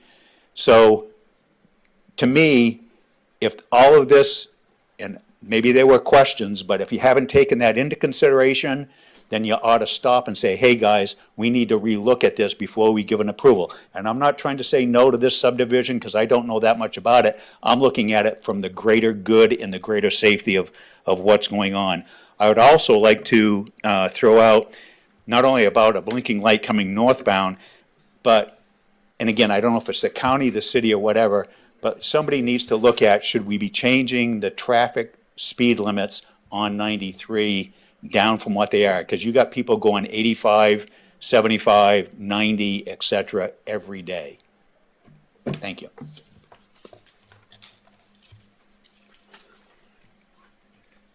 Hi, Ben Hollett. I live on Whitefish Stage. I actually just heard about this today from my neighbor. I see the signs on people's yards and stuff, and I would say that I'm not your typical opposition to something like this. I've built lots of homes and subdivisions, including the last home that me and my wife lived in before we moved here, from start to finish. So I'm pro-development for the most part, but I think that you need to take a common sense approach. There's been lots of numbers, whether the trajectory of the curve of the road is good or not. But me and my wife can see this proposed development from our bedroom window. And we walk Whitefish Stage almost every day with our 3-year-old and our newborn. And we used to live, so we live in less than a mile north. We used to live less than a mile south of this proposed development. And we would walk. We do walks with our young children. And we made the mistake of walking on Tronstadt once. We never did that again with our newborn at that time, who's now 3, thankfully. But I think that a lot more consideration needs to go into the roads. Like I say, I don't have the details. And at first, I was like, oh, they're planning another development. It's okay. And then I looked at the numbers you guys are planning or hoping to put in to this area. And to go from 380 to 355 to me doesn't really seem like much of an effort. I think that development is needed. I think that, more housing is needed, but the density, I think that the Whitefish Stage in Tronstad, one of the gentlemen brought up the safety of that intersection. Yeah, like more needs to be done there, more needs to be done to Whitefish Stage. There's no shoulder on any of these roads. I think that a lot more needs to be considered, especially when you're talking about putting in 400 homes, potentially 1,000 cars a day driving these roads that are already dangerous with the limited traffic that they have. I mean, that's all I would say is I don't have any facts or figures. I was just shocked at the number that we're proposing to put on that property. It doesn't seem to fit the area, but, some development is necessary. But this level of, this tight, compact, and then the lack of infrastructure, especially the roads and safety. I know for me and my wife, we go for walks daily, at least in this nice weather. And, it's scary thinking of your child on Tronstad at minimum and Whitefish Stage as well. We usually stick to the ditches when we're walking on either of those roads because that's the only place to stay safe. So I would just thank you for your time, and I would suggest that the developer comes back with a more reasonable number of units and a better plan for traffic on Whitefish Stage and Tronstad. Thanks.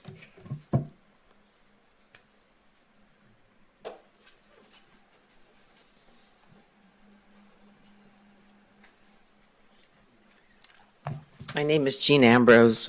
I moved here in 1992, and I asked you to reject this development until the traffic lights are in and Tronstad Road is redone. I live on 445 Surcheck Lane, so I have to go on Tronstad to get out either way. Normally, I go Whitefish Stage because I've learned not to go left and have to go that way because of the traffic. My peace of mind is better than my speed. So there's a place if you're going west from you've turned north on Whitefish Stage and then onto Tronstad, there's a certain time of the year when you're going west, you can't see traffic because of where the sun is setting. So I would suggest, I know it costs a lot of money. We have paid for our private road on Surcheck Lane, so I know it's all very expensive. But if you could get rid of that hill. We moved here, as I said, in 92, and I met a young man a few weeks later, and his mother was killed the year before, walking on Tronstad. I commend you, young man, for walking on those roads. I refuse to bike or walk on Tronstad or Whitefish Stage. It's dangerous. So I know there's going to be development, and I'm sure this will be a good development in time, but it's very dangerous. So thank you very much, and thank you for your work. My name's Mary Olson, and I live on Whitefish Stage between Tronstad and Rose Crossing. I'm new to the area here in Kalispell. What I'm heard tonight was there was no concerns about Whitefish Stage, because I'm just getting into all these details, that the development, Tronstad, 93, I avoid reserve. I take my granddaughters, I have 3 and 5-year-old, I take them to different events, library, things like that. I avoid reserve, the craziness there when I'm coming down 93, and I usually come across on Rose Crossing. I can see people avoiding 93. Someone talked about the traffic lights. If one goes in at Costco, one goes in at Tronstad, another one. I would avoid that area and go through Whitefish Stage to avoid all the stops along 93. So I really think there's going to be a huge increase of cars on Whitefish Stage that I don't know if that's just not being addressed from what I have heard here tonight. It's very dark. There are no lights. It's narrow. And in time, when all those houses get in, that traffic, I think, is going to get to be a nightmare. And that Rose Crossing intersection is pretty crazy with people trying to cut across and the speed of people coming through there. The other thing that I had a question on, because I am new to all of this, there was a talk about public infrastructure in one of the slides, and this may not be the venue for this. What about the schools? Who addresses the schools? You have that new development that's gone in on Tronstad. You have the development across the street. I know there's more developments going in. You're going to have 300 plus homes, the children. Where are they going to go to school? If they're going to be going to, I can't think of the name of it, my kids will be starting there next year, my grandkids. Edgerton, thank you. Can Edgerton take that many more families? Can they take what's going on right now? Who addresses that? Is that this council? Is it another group? What about I understand there's only like one middle school in the area. The high school, there's new development over by the high school. Who is looking at the infrastructure from the schooling with all of these developments going in? And I'll be glad to step up to those people and talk to them if I just know who to talk to. So those are my two concerns. Thank you. My name's Dan Pearson. I too live on Whitefish Stage, and I think we can all see that the developer of this project is pretty committed. We were all just here a few months ago, and it's been mentioned, this next bite at the apple is going from 380 houses to 355. Seems like no consideration at all. All the issues that was raised a few months ago are still valid. All the traffic safety issues that Dan mentioned and the Tronstead Whitefish Stage connection is a mess. And all you really need to do is spend a few trips going through there. But I come from a state that will remain unmentioned, but this looks just like suburban Los Angeles to me. It's not why I moved here 6 years ago to what I thought was a rural environment, a wholesome place to live, a place that you could get to know your neighbors. There were lots of infrastructure here in Kalispell. There was lots of great churches that we've enjoyed, but this just doesn't look like the flavor of why we moved to Montana. And I'm surprised that they're cramming this, what frankly looks atrocious to so many of us, in the middle of an alfalfa field. And we've all known this was never going to stay an alfalfa field, but we thought it would be like a house every acre or 2 acres. And now it's so compressed, it just doesn't seem doable at all. So I won't repeat all the things that have been said, but I agree with everything that's been said in opposition of this. But I appreciate all the efforts that you guys are putting into this. I know this is a thankless job, but I trust that you'll reconsider moving this forward because it doesn't seem like a healthy, stable move for the community. Thank you.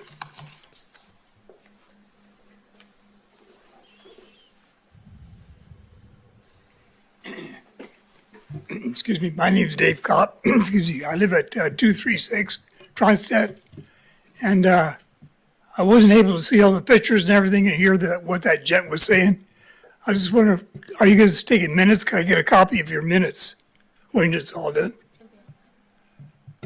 Appreciate it. Thank you. Yep.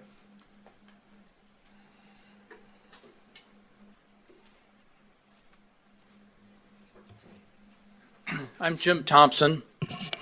I live at 144 Northland Drive, and we access the Northland subdivision off of 4 Mile Drive. Listening to all of these folks, I had no intention of saying anything because I'm here for the next development. But listening to these comments and seeing what happens on 4 Mile Drive, when the city takes subdivisions and connects them to county roads, they need to annex the road. They need to bring it up to city standards. 4 Mile Drive is now getting curbs on a small section because there's a developer putting in more lots. The city ran a big water line down it this spring. But the city didn't put in curbs. The city didn't put in storm drainage. They only require the developer. I'm afraid this developer will do his work on Tronstead, and then there's going to be sections that are still county road.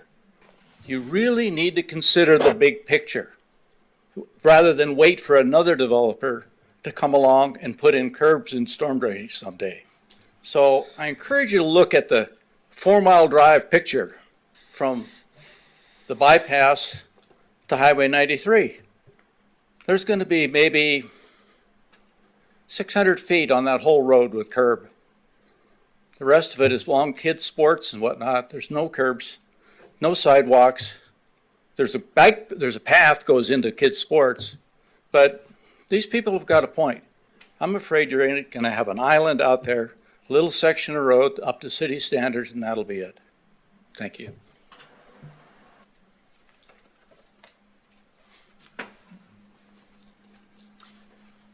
I just want to emphasize, I'm Glenda Johnson, and I live at 653 Country Way. That's a road that goes from Reserve over to Whitefish Stage. And to get out of our neighborhood, most times of the day, we need to go to Whitefish Stage and use the light there.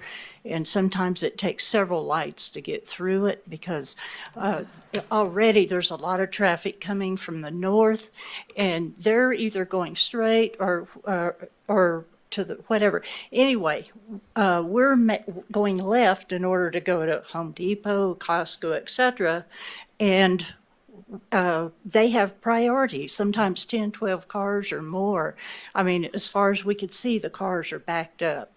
And so it's already that way. And I see a lot more of this, if this intersection, this subdivision goes in with that many houses, there's going to be a lot of people going on Whitefish Stage, and it's not really designed for that much traffic, and it's going to affect us down there trying to get out of our neighborhood. We hate to go into Kalispell several more miles just to get over there. The worst time when something was coming from the north, it took me 14 minutes to get from my garage to get on Reserve because of all the traffic from the north. And so that's all. Thank you. Hi, I'm from 7 Tronstad Lane. It's that top of that hill. It's on the south side of the road there. Just kind of wanted to add a little bit of kind of talk about the issues there on that hill. I'm outside in my front yard a lot. I mean, we're butted right up next to that hillside. And my neighbor, I've been outside and I've seen people come up over those hills going way too fast. Took out his trash can. His mailbox has been taken out twice. To be honest, it's kind of a scary hill over there. I hear cars honking at each other a lot because, well, pretty sure what's happening is you're coming up over the hill and a lot of people like to drive in the center of the road. And then all of a sudden they meet each other on that hill. And inevitably you have those issues. So just wanted to kind of bring up that whole idea because I see it on a daily basis, the issues that hill poses. And I can't imagine this amount of houses being added to that traffic. So, thank you.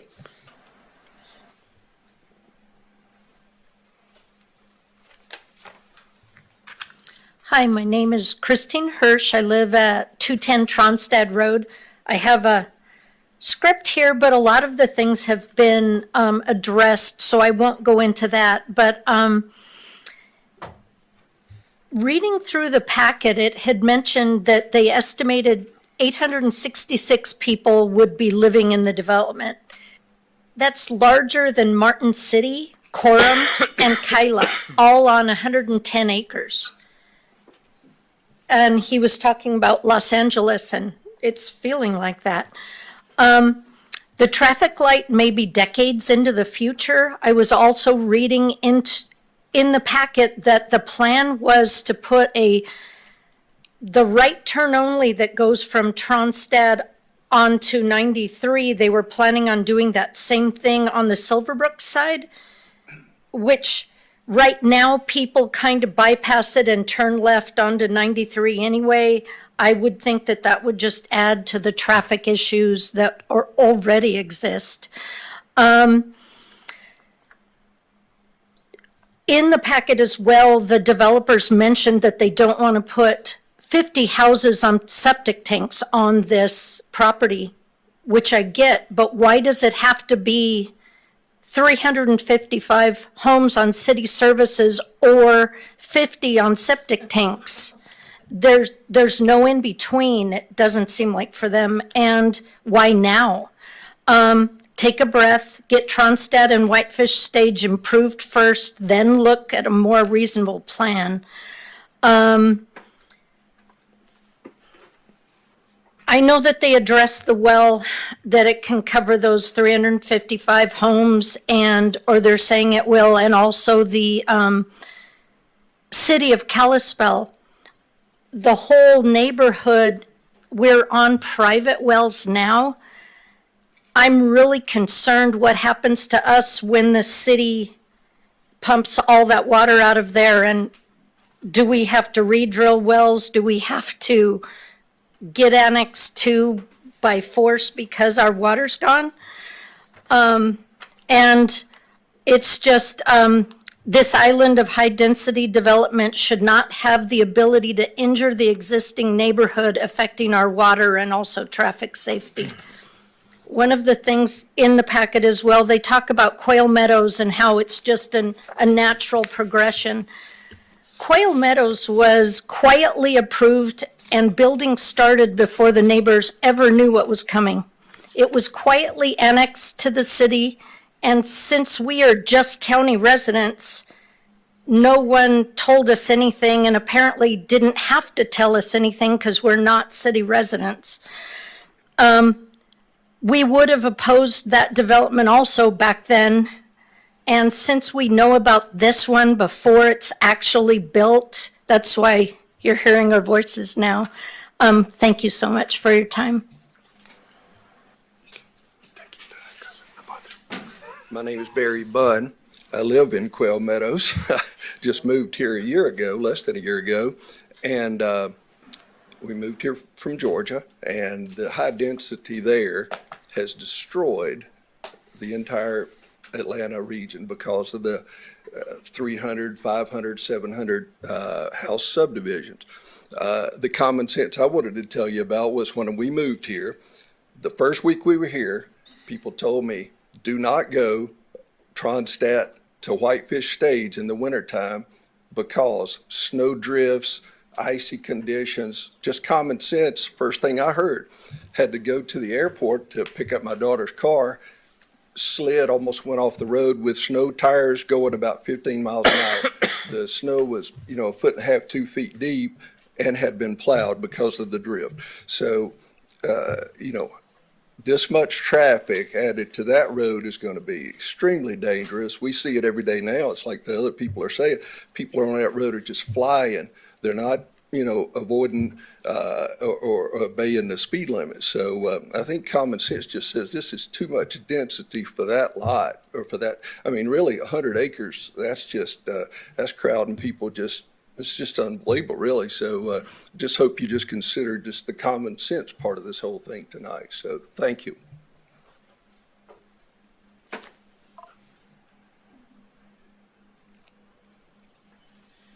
Good evening, and I am May Osborne, and I live at 67 Tronstead Drive. And I do appreciate your time and your efforts in plowing through all of the information you're hearing repeatedly. I too agree with the opposition in the fact that we have discussed the safety issues on, and you cannot deny it. Again, I agree with my neighbor who was citing what Tronstead Road looked like, which was a fallacy, way beyond anything in reality. And part of my irritation, I guess, is that I am right behind this development. That's only number one. Number two, when Quail Meadows was under development, the truck traffic on Tronstead Road was unimaginable. That was for 39 homes, which haven't been developed yet. The truck traffic on Tronstead Road for this development is going to be beyond imagination. So I really think that's another issue in the safety that we're talking about that is not there. Over and above that, the growth policies, I'm not sure that we've met the growth policies for this community. I feel that this density is way beyond anything of the common area. There is, even Silverbrook has a larger square footage in terms of their development on each plot. So again, schools come into play, hospital comes into play, all the safety measures come into play. So again, I continue and I will continue to be in prayer for all of us and for the developers themselves. This is not something that can just be lightly looked at. So I appreciate your time and your efforts in giving all your attention to it. Thank you. Thank you, ma'am.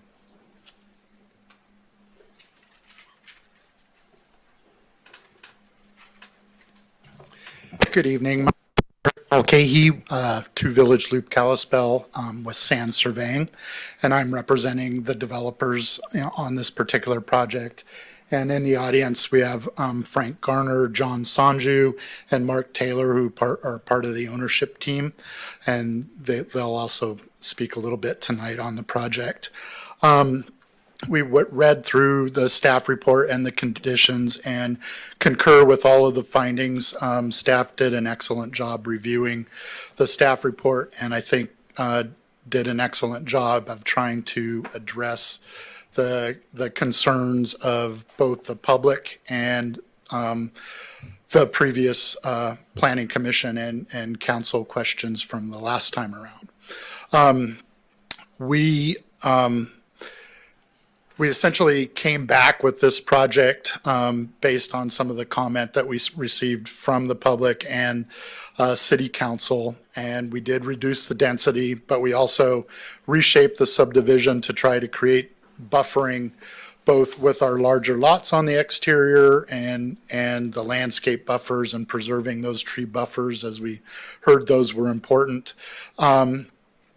But we also listened regarding the Tronstad Road, and essentially we're volunteering to rebuild the section of Tronstad in front of Conegg Road and connect into the Quail Meadows. So there'll be a complete collector road from our east boundary to the west boundary of Quail Meadows, and then there's essentially a small segment until we get to the section of the intersection, which will be completely rebuilt with phase 1 of this project, with left-hand turn lanes, signalization infrastructure in the ground, no pork chops that create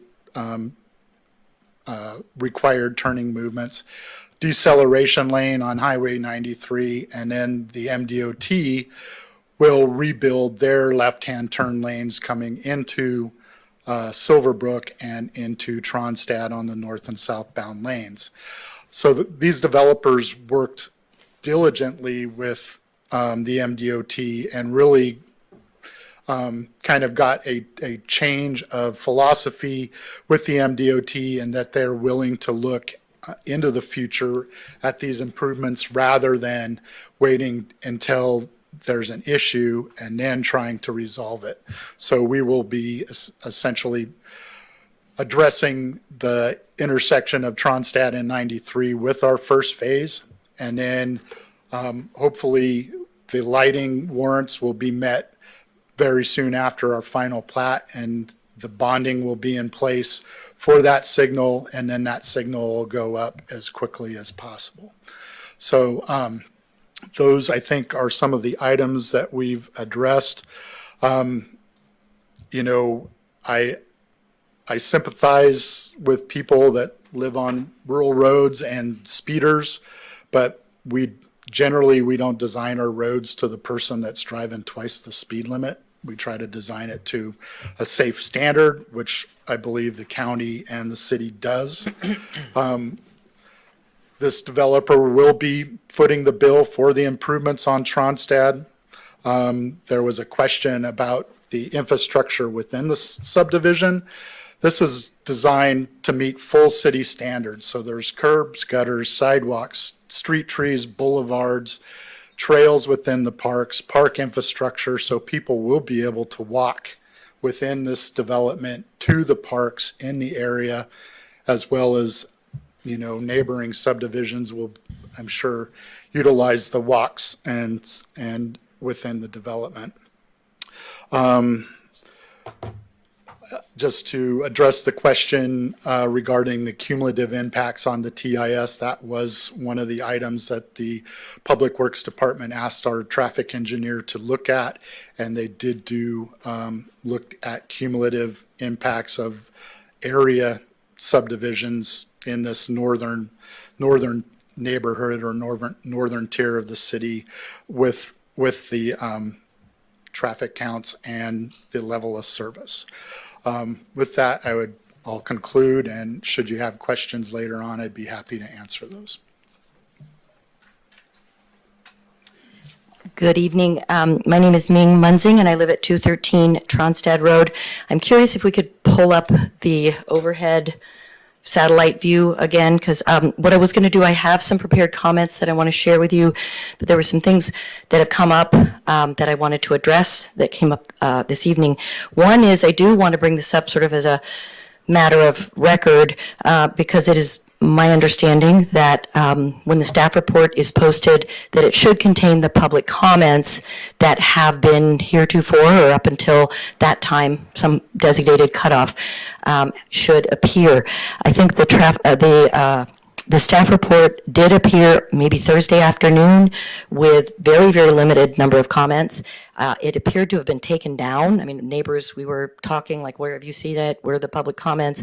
And then it did reappear on Friday, I think later in the day, with more public comments. But I will just say, I have a public comment that's missing. I know of neighbors who have public comments are missing. So just, kind of to share that. The other thing I wanted to address a couple things. One, Mr. Stockland, your question for the city staff tonight was about the Koenig subdivision and forced annexation. And I just take a little bit of an issue, and I wanted to do this publicly, with what Mr. Sorensen said about the Koenig subdivision not being surrounded. I don't even know how to turn this thing on. There we go. So I will just say this is the Koenig subdivision, or I can, do it over here. Oh, it won't go there. Sorry to make you turn your heads. The Koenig subdivision is this triangle right here. This is where the developer has proposed to up level to the level of city services, and I think widen the road a little bit and connect it to Quail Meadows. So technically, that will be, as I understand, if it's a city road, maybe you guys should know this, but if it's a city road and it's managed by the city, what implication does that have for subdivisions that are bordering on it? We also are, as I understand, surrounded or would be surrounded. So I just wasn't sure, Mr. Stockland, that the answer was completely accurate. What I've understood from other conversations are that is unknown. It is unknown whether the city could force annexation in the future. Technically, they can if an area is surrounded by city and serviced by city. So that was one item. The other, before I really begin my comments, is Mr. Sorensen mentioned Tronstad is designated or deemed as a major collector. My husband brought this up, and I think we also saw that is a minimum of 48 feet. I want to let you know that my husband and I spoke with David Brunty of County Roads just a few days ago, and he validated some of that information. He also shared that the county has absolutely no plans to upgrade Tronstad Road and no resources to do it. That was from David Brunty of County Roads. So I do feel also, and I just want to, I'll say this, is that when I hear our city representatives speak things that to me seem disingenuous, it does erode some trust. So the other thing that was shared was that, Tronstad Road would be a major collector, just like Helena Flats or something like that. I think there was another one he mentioned. And I really think it's best to stick with what we're talking about and address the issues and the collateral or the sequelae that are associated with that. Because as far as I know, Helena Flats doesn't have a 110 acre, 355 lot subdivision being proposed on that currently. So I want to say thank you so much for all of your hard work and attention in all of these matters pertaining to the growth and the development of our very beloved hometown. I want to say, as a longstanding resident, homeowner, and taxpayer in Kalispell, Flathead County, and as someone who understands the processes also of developing land in both the city and the county, I agree with everything that has been said tonight in opposition to the Tronstad Meadows Whitetail Crossing application for the R2 zoning with a PUD and 355 lots that is before you for vote this evening. And I want to say, honestly, when this issue first emerged last spring, I had serious concerns. And like many neighbors, I believed it was a done deal. Some of them said, well, the fix is in, it's going to happen. And I felt that no matter how valid, I believed some of that, and I felt that no matter how valid or wise the concerns were from residents, neighbors, and experts, that our voices wouldn't make a difference. Now, after all, it did seem absurd to cram a population the size of Browning or Eureka onto an island of 110.5 acres, surrounded by rural agricultural land and larger residential properties, and hopscotching city services. To make matters worse, the development would have no proper or really alternate outlets, relying solely on 1 mile of an unimproved county road, sole access and egress or ingress and egress, and a county road that was noted for its hazardous intersections on both ends, heavy winter drifting, steep ditches, and blind hills. So through consultation with road and traffic experts that we sought and paid for external to the TIS report by the city, I discovered that these hazards have a specific name, and they've been referred to tonight. They're called vertical obstacles, also known as blind hills in traffic engineering. So there are clear standards and legal requirements, and I know my husband went into it, and legal requirements to ensure public safety when such dangers exist. Yet, aside from a vague promise to improve a portion of the road and put up a bond for the traffic signal, there's no guarantee of when or even that would be installed. Many real issues remained ignored, one of them being these vertical obstacles. They only brought it up in this application because we've been hollering about it. And I mean, you heard tonight, I didn't even realize that there had been fatalities on Tronstad Road.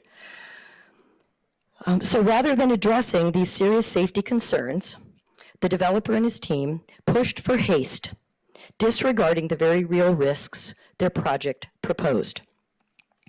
Last spring, I agreed with more than 600 others who signed a petition opposing what we saw as a reckless endeavor, moving forward with development without the necessary infrastructure in place. And as I watched the process unfold, it became clear that we, the residents of both the city and the county, were witnessing a rushed effort. It felt like our leaders, both the elected and the volunteer, that you are, were being pushed to speed through the assessment and inquiry phases of a proposal filled with problems. Problems that could have lasting and costly impacts on our community for generations to come. But this would not, however, be the situation for a developer who would have cashed out by then. The more many of us dug into this application and proposal, the more problems we encountered that seemed to have no easy solutions. We don't see easy solutions for these, and I don't think you do either. And I just want to thank you so much, Chad and Shelby, and I think it was Josh last time who really kind of dug into some of the issues, and Rory, in the work session. I just so appreciate that. So at least, I want to say that the more of us that we dug into these, the more problems we encountered that seemed really to have no easy solutions, or at least no solutions simple enough to warrant rushing through the approval process. Simple as that. So with the pressure I saw that the city decision makers are under to build at all costs, and I mean at all costs, think about the true costs of rushed and hasty planning, I was not confident that strong opposition to the proposed Tronstad Meadows and Whitetail Crossing development would prevail. But fortunately, thanks to our city leaders, common sense, reason, and some strategic long-term thinking, they did prevail. In June, with the rejection of the first version of Tronstad Meadows Whitetail Crossing R3 zoning with 380 lot proposal. And I was, and I'll share the sentiments of so many with whom, I've spoken, but we were surprised, we were relieved, and we were hopeful. So until we saw the newest version, the out-of-state developer do a quick turnaround within a couple months, the second application for Tronstad Meadows Whitetail Crossing has been submitted for another go-round, like my neighbor Jeff stood up, it's like, since it was denied by the City Council on June 17th for issues regarding safety, infrastructure, traffic, density, ingress and egress, and more. So once again, we're faced with what I see as a disappointing, and I'll be honest, this is very personal, but I'll say a disrespectful follow-up proposal from a developer who has abandoned the pretense of affordable housing. It's clear the focus here is on maximizing profit by selling lots, not by building real community. The second proposal, in the view of hundreds of your constituents and neighbors, would be nothing short of a blight on the neighborhood and on North Kalispell. It's a drastic departure from the thoughtfully neighborhood plan developments that it tries to align itself with. Let's be clear. This is not Silverbrook. It's not Eagle Valley, and it's certainly not in harmony with other nearby subdivisions that are either approved or in the planning stages. Tronstad Meadows Whitetail Crossing, as the application reads, will create more issues than it even attempts to solve. So just look at the application. This development doesn't offer value to a growing community. I strongly urge you to critically evaluate this proposal through the lens of your core responsibility, and that is to safeguard Kalispell's future. So a slight change is no change. So let's be frank. The new proposal for R2 zoning with a planned unit development and a reduction of just 25 lots from 380 to 355 is like putting a Band-Aid on a broken leg. It might mask the problem on the surface, but it doesn't address the deeper, more serious issues raised by both the community and the city council just a few months ago. So what we need are real solutions, not superficial tweaks. So what's really changed? Does this minor reduction in lots solve any of the major concerns that led to the initial rejection? The answer is no. So safety concerns ignored and not addressed. As parents and grandparents, we've been watching with increasing concern as the blind hills, narrow stretches of Tronstad Road, and hazardous intersections along Whitefish Stage pose significant risks to everyone, drivers, pedestrians, and cyclists. You've heard this, you heard it this evening. The developer's own traffic study shows cars regularly speeding at 50 miles an hour, 49 miles per hour, and in some cases reaching up to 73 miles per hour. Tronstad Road is simply not built to handle this level of traffic, let alone the additional 3,300 vehicle trips per day this subdivision would bring. And what's the proposed solution? A vague promise to set aside a bond for a traffic light with no clear timeline and phasing for when or even if it would be installed. I think we mentioned we do know that MDOT has absolutely, they've come out and said it. We're putting in a traffic light just north of Reserve where the new Costco's going in. We're putting a traffic light in on Whitefish Stage at Rose Crossing. They will not, and they have not absolutely definitively said they're going to put this traffic light in on Tronstad Road. But just think about it. We're going to have then what, 4 lights from Reserve up to Tronstad Road simply because of this one, island development. So let's not pretend that this will be enough. Even if the traffic light is eventually installed, approving this application now means that the intersection at Tronstad Road and Highway 93 will remain at a service level F for fail, as stated in the developer's own traffic study. This falls far below the level of service standards that the city and county are legally obligated to uphold for any new subdivision approval. You can't reduce the level of service. So, and even then, a traffic signal at Highway 93 doesn't begin to address the issues on Whitefish Stage or the dangerous blind hills, vertical obstacles referred to, along Tronstad Road. So what you've been offered in this application isn't a solution. It's a temporary Band-Aid on a serious problem. It won't stop the bleeding, and it certainly won't keep people safe. So Tronstad Road, a recipe for disaster. It sounds like we've already had some. This development would transform Tronstad Road into an even more chaotic, hazardous stretch of road. Anyone who drives it regularly knows that many drivers already exceed the speed limit on this narrow, poorly maintained road. Tronstad doesn't even meet the basic standards for a county road, arterial, or collector, its narrow lanes, blind hills, steep ditches are a dangerous combination, especially when you consider the inevitable influx of heavy construction trucks, service vehicles, traffic, school buses, and thousands of daily vehicle trips once these homes are built. Not only does this road fall short of the city's safety standards, but the developer's traffic study also glosses over the very real, on-the-ground dangers. And ignoring these issues could lead to more accidents, potential fatalities, and an overall degradation in the quality of life for Kalispell residents. This isn't just an inconvenience. It's a matter of public safety. So, and I think my neighbor said it, is do we really want more white crosses lining our roads? We've become used to that on Whitefish Stage. I hate to say that. But I haven't seen any on Tronstad Road, and I hope we can keep those away. Regarding community and school overload, let's talk about our schools, already at or nearing capacity. Edgerton Elementary and Glacier High School in particular will be hard-pressed to handle the influx of students that this development would bring. Adding more homes without addressing the educational infrastructure is not just short-sighted, it is reckless. And while the state prohibits denying a subdivision solely on the impact to schools, we know that, very aware of it, the cumulative effect of this development, paired with an unaddressed safety concerns, should raise every red flag you have. Out-of-town developer, local consequences. This out-of-state developer is not building a community. They are cashing out. 355 lots sold off as quickly as possible, leaving us, the residents and taxpayers of Kalispell, to deal with the fallout. Once the lots are sold, the developer will be gone. But we will be left with the traffic, the safety risks, and the infrastructure strain that could have been avoided with thoughtful, responsible, and strategic planning.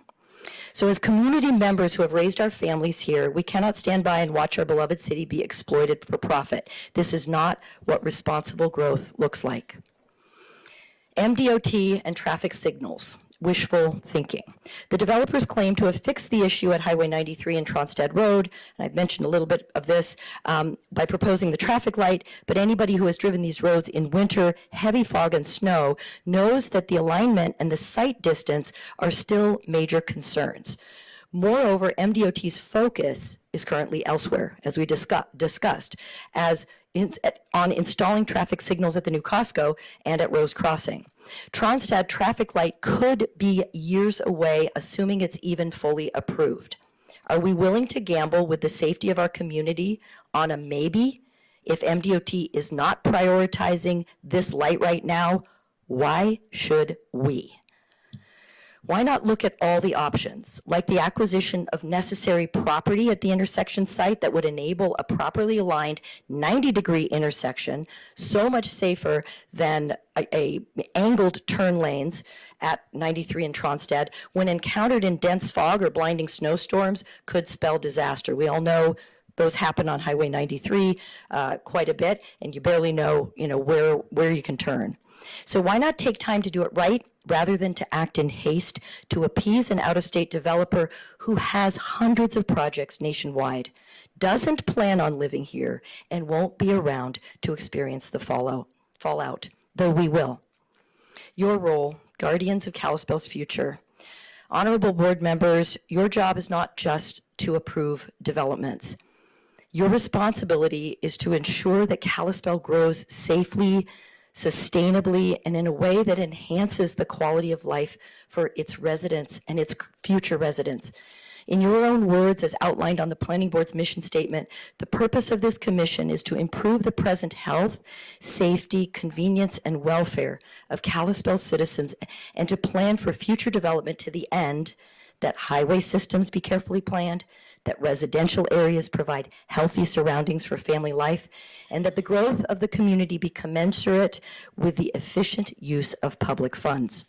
This development, in its current form, does none of these. It increases risks, strains public services, and benefits only the developer at the expense of the community. Final thoughts. Let's do this right. We want Kalispell to thrive, but rushing into poorly thought out development like this is not the way forward. The real estate market is slowing. You heard statistics earlier about the number of houses on the market. It's mind-boggling, and there's no urgent need to approve this plan without addressing the critical safety infrastructure and community concerns we've raised. We respectfully urge you unanimously to reject this application, or at the very least, to enforce stricter conditions that genuinely tackle these difficult issues. Let's get it right, not fast. I want to say thank you for your time, your service, and your commitment to safeguarding the future of Kalispell. Thank you.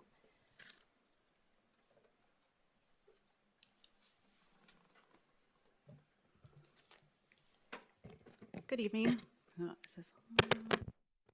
All right. Good evening. My name is Michelle Weinberg. I represent these brilliant people, the Munzings. And it's hard to follow up with her, but I'm here tonight to just provide a legal perspective, obviously, as their attorney. And I just want to say that this is probably, I've been doing this for a while now, representing neighbors in opposing and providing comments for proposed developments. And this is the first time that I have ever seen a development come back so quickly after being soundly rejected by a city council. And Ma'am, I think the mic came off. the red light is on. Is it? Hit it again. Is it working now? Is it working now? There it goes. Is it working now?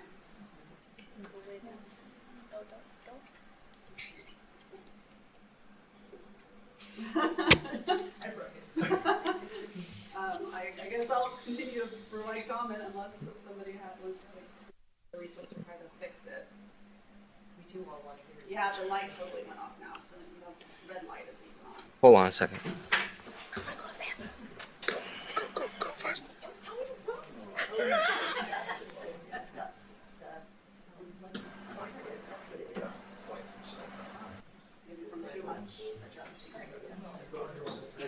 Well, there's the bottom fell off. There you go.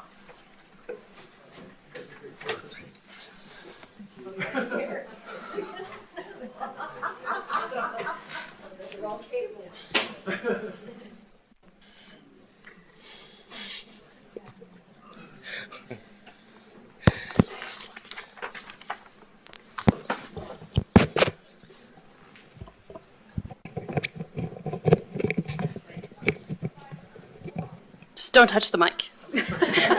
Thanks. Don't grab. I'll try. I'll try. Are you good? Tim? Yes, I think I'm good to go. Okay, so as I was saying, I believe, I'm certain actually, that this is the first time that I've seen a development proposal come back so quickly after being soundly rejected by a local government body. And the fact that the new proposal is only proposing 25 less lots is also unbelievable in my mind. Obviously, with the comments made here tonight, the underlying issues have not been addressed with respect to public health and safety. So one thing that I do want to address here, because it's a lady here mentioned that she wasn't sure about schools, who's supposed to be responsible for looking after schools when a development like this is proposed. And tonight is really the first time actually I've heard members of the public come up and actually talk about the school capacity issues. I mean, it's definitely happening all over the Flathead, but I was happy to hear some testimony about that tonight because pursuant through the zoning statute, 76-3-304, and the city's own zoning regulations must facilitate the adequate provision of schools. Now, subdivisions have, when looking at a subdivision, there is, as being said, a requirement that you can't make a decision to deny a subdivision based solely on the lack of school infrastructure, but you can deny, or recommend denial in your case, a zoning proposal based on the lack of school infrastructure. And clearly, based on the school capacity issues here in Glacier High School, at Edgerton Elementary, you have every right to do that. You also have to look at, under the state under state statute and the Kalispell zoning regulations, that they are designed to secure safety from fire and other dangers and promote the public safety and the general welfare. Well, based on the testimony here tonight with respect to the traffic issues, the testimony of Rick Nyes and his letter, he will be speaking after me, it's clear that this development will definitely not secure safety from other dangers, traffic danger, or promote public health and the general welfare. So, what are we doing here? Why are we back here again so quickly? I simply don't understand. And I mean, as I think about it, I think about how a court might look at it if this were approved and be challenged in front of a court of law. And I think the fact that the development came back so quickly after being soundly rejected by the city council with very little changes, the issues still persist with traffic. There are new issues that are coming up with respect to school capacity and the other comments that have been raised. The fact that the staff report, when it addresses all of the zoning, basically all of the zoning criteria, when it goes through it, it's making conclusory statements about, yeah, there's going to be enough, the fire response is going to be fine, yeah, the police services, that's going to be fine, without providing any expert determination from the police chief, from the fire chiefs. I think that also presents a real problem under the state statute and under your own zoning regulations and your subdivision regulations. So I would encourage you, based on the fact that not much has changed in the last several months after the denial of the initial proposal, that you recommend denial of this proposal here tonight. And with that, I will turn it to Rick Nyes whenever he is up and in his turn to speak to the traffic issues more directly. Thank you very much.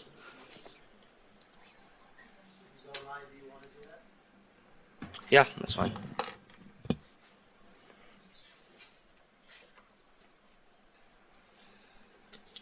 Rick, can you hear us? I hear you. Can you hear me? Yes. Great.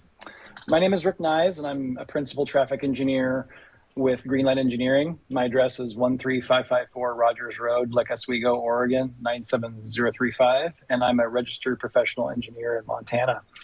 I've been asked by Ming and Dan Munzing to review this application. I reviewed the applicant's traffic impact study, also known as their TIS.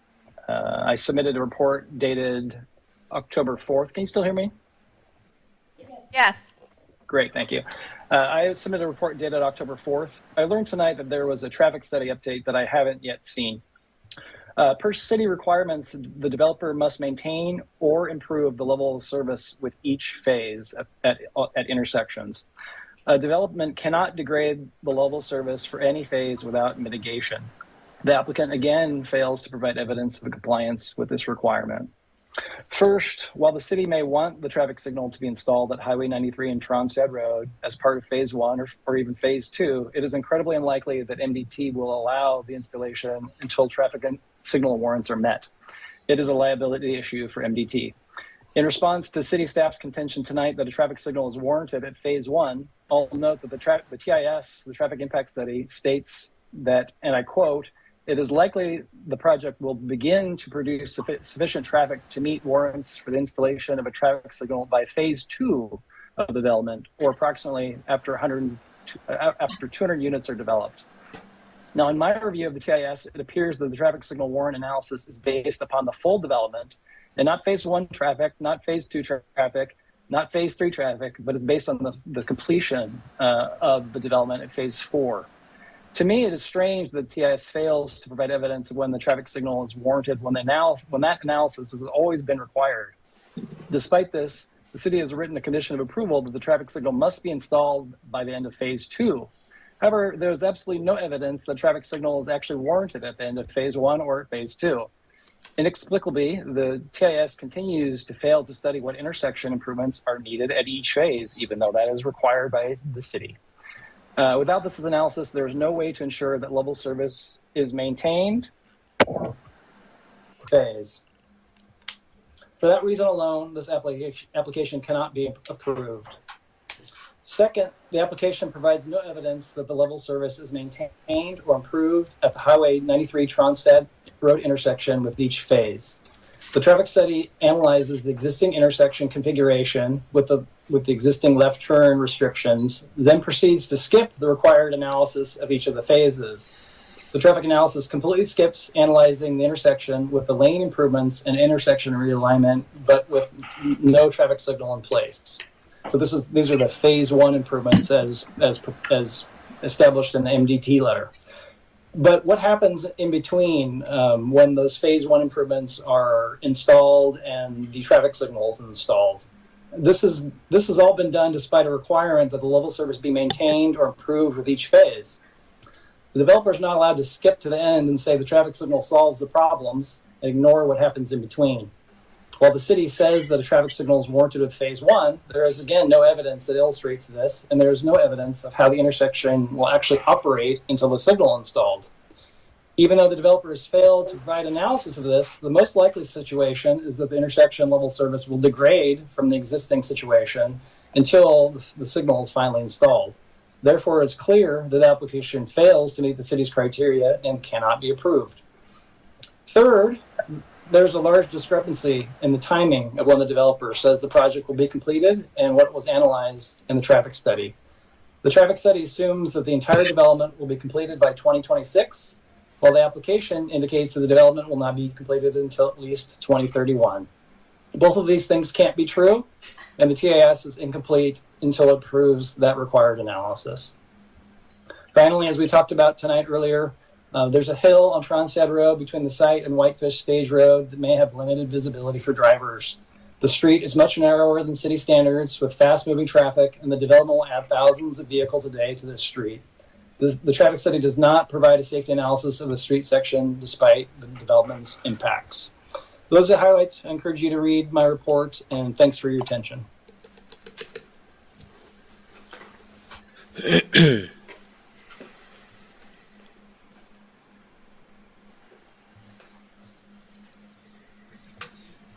He's done, right?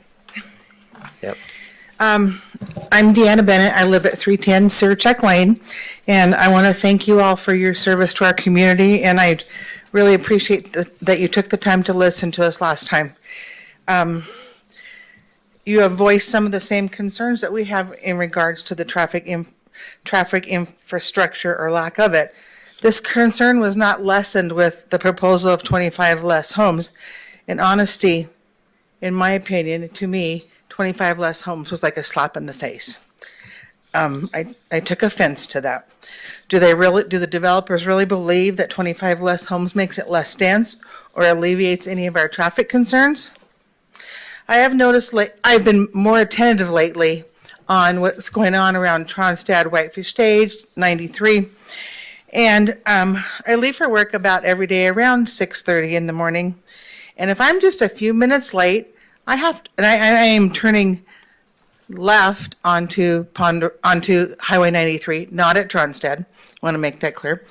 And there are sometimes in excess of 30 cars going north that I have to wait for. That I've been taking this same route to work for over 20 years. It is increasing immensely. I've been told lately that on a daily average, Highway 93 between Kalispell and Whitefish has at least 20,000 vehicles on the road. That to me is a lot.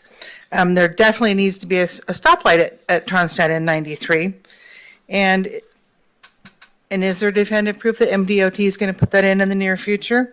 We know it's common knowledge that there's going to be one going in at Costco. So as we've heard, there's several, Tronstad is a dangerous road with several blind hills, steep ditches, narrow road, and especially drifting snow. I have lived there for over 30 years. And there were even times in the winter that the school bus would not travel down Tronstad to pick up the kids because the drifting was so severe. And just adding more kids to that busing equation just makes it super scary. I mean, when I first moved here, I was a younger lady, and I was a fearless driver. And I would go down Tronstad in my car that my husband tells you now shouldn't have been able to do that and just plow through those drifts.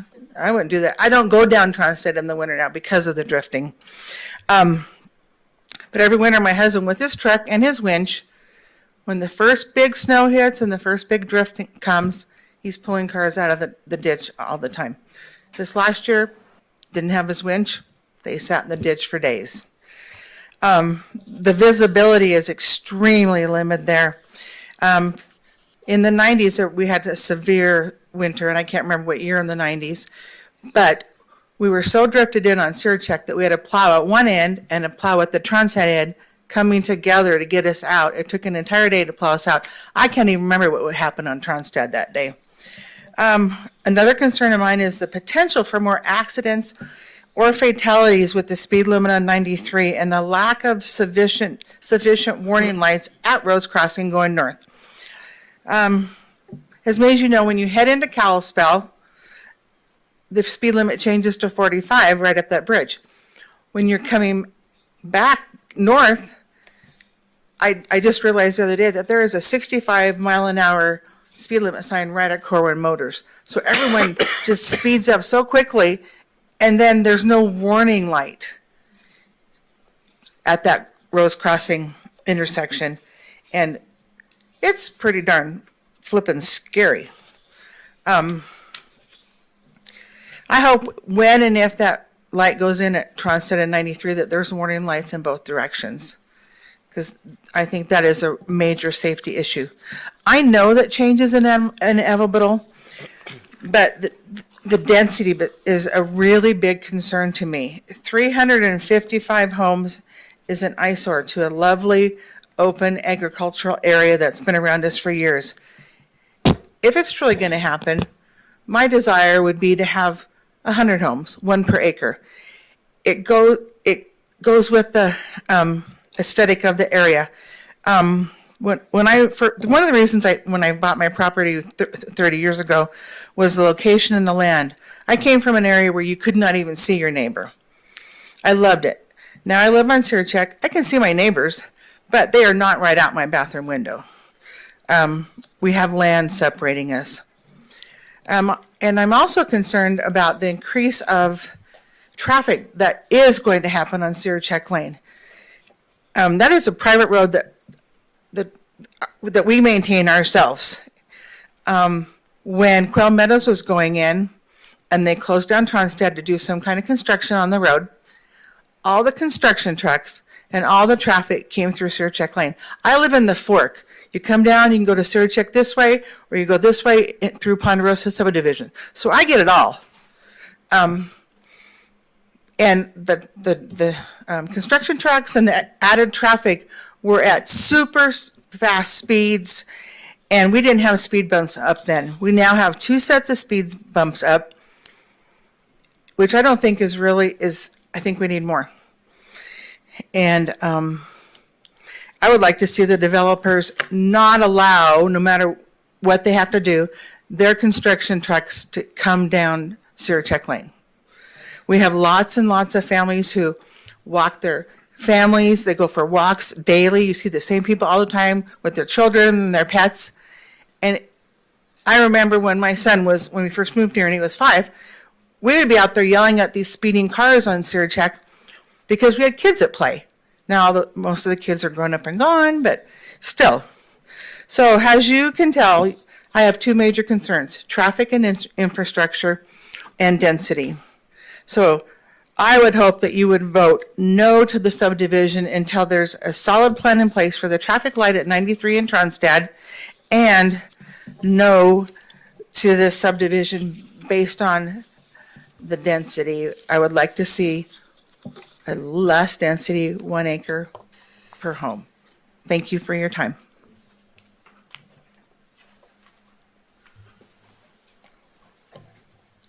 Mr. Chairman, members of the committee, for the record, my name is John Sanju. I'm one of the owners in the ownership group, actually a Montana resident, part of the ownership group. So I get some of the political posturing about the out-of-state developers, but I'm one of the local guys here. First of all, I want to just say thank you for your service and really your time. I mean, you invest your time and you don't get your time back. So I think both from the proponents and opponents, I think everybody here really appreciates what you guys are doing, especially on this project. And as you know, I know you guys have a pretty good understanding of this project. You've seen it before. I want to thank you for your approval on this project earlier this year. So yes, we're back. We're back in front of you because, you know, we think we have a good project prior, but I think we have a great project. I heard some of the opponents speak earlier in regards to this development being similar to Los Angeles or even Georgia at times, and I apologize, I can't speak to that because, you know, I was raised out by Tronstead myself, and when I lived out there, and I think I mentioned this in my previous testimony, when I lived out there, there's really nothing. As a matter of fact, our property was one of the few properties that actually had a light on it where you could kind of see from Highway 93. So I understand growth. I understand the opposition to growth, but we are here now.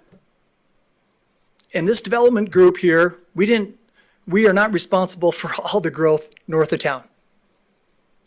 Right? I mean, we're just not. But I can tell you, our ownership group is willing to make significant infrastructure improvements.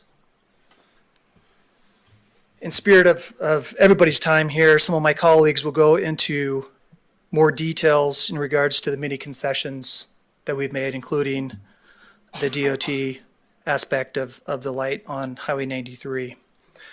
I need to just pause just for a minute. As many of you know, I served in the legislature for a long time, 10 years to be exact. I actually served in the legislature representing Kalispell. And during my time, I actually served on the House Education Committee and also a select committee on school funding. And when people bring up the aspect of schools, developments, all of that bit in regards to school funding, I would very, very much encourage the opponents to really understand school funding, whether it's basic entitlement, A and B funding, really understand that, and then come back and speak to this committee. So I leave you with that because I know a thing or two in regards to that. I stand behind this project as a resident for the state of Montana. I stand behind our ownership group. And with that, again, I just want to say thank you for your time, and I appreciate your service again. So with that, I'll yield to my colleagues to go into more detail in regards to this project. Mr. Chairman.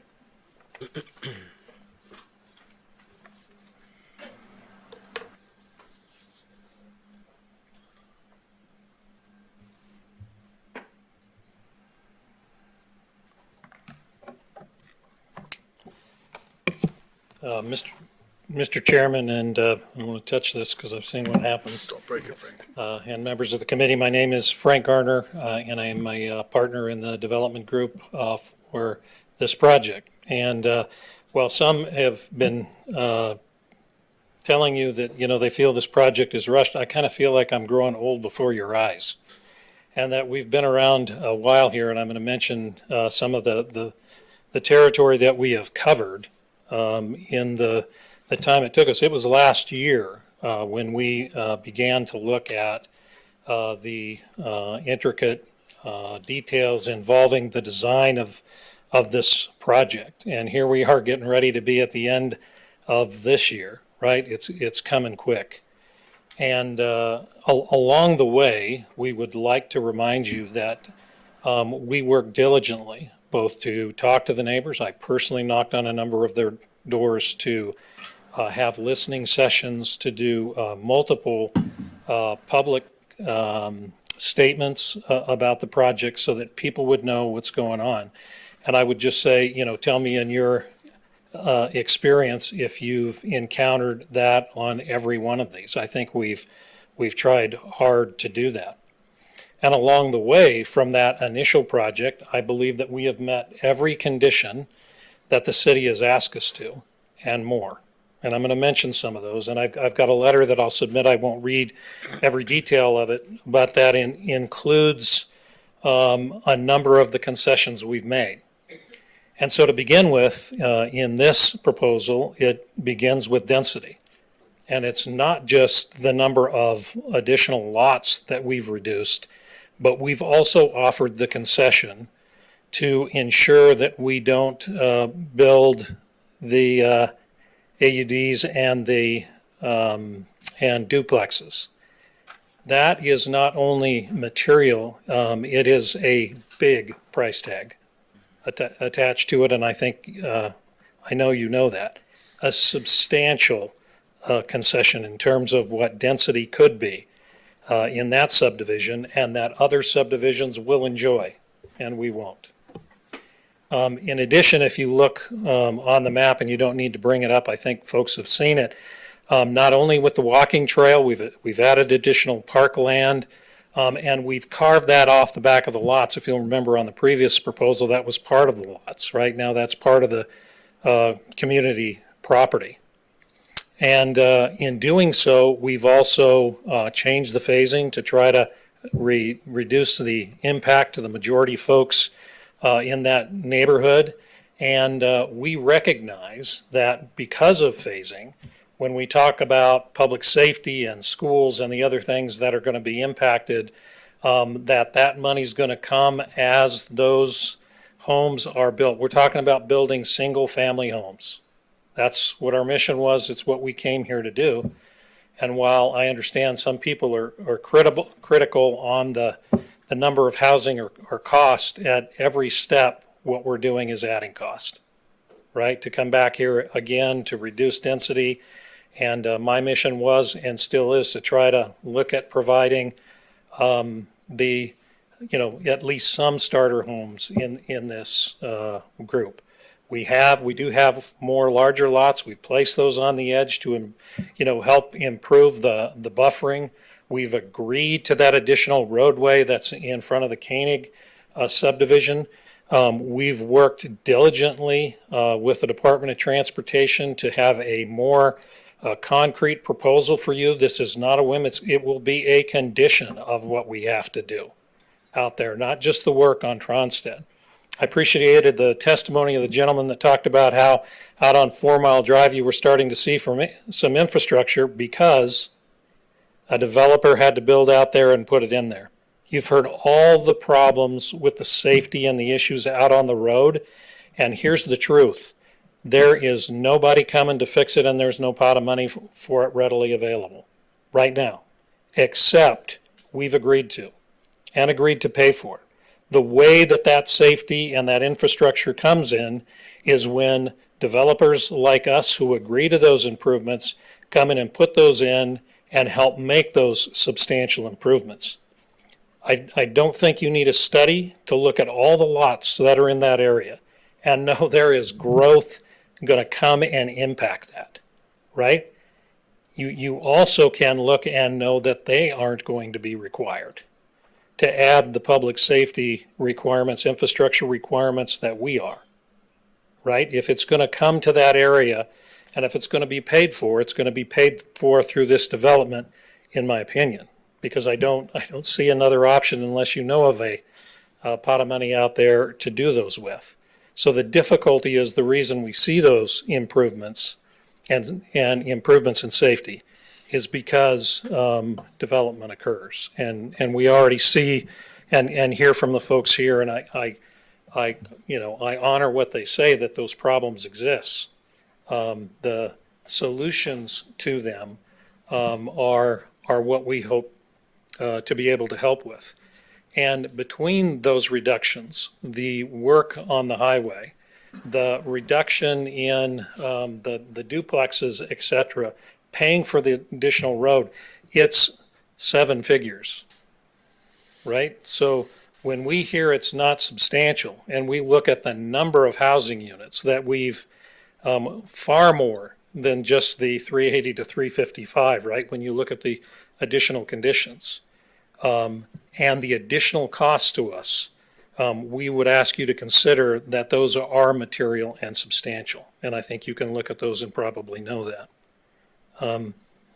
In addition, we would like to recognize that the the process that we've been through, we think helps us be better at what we try to do, right? It helps us look at the things that we can help improve on, and I'll use the trail and the parkland. We've added additional parkland in this from the last one that we used, and we think that there is value to the city and to the community in trying to provide single-family homes.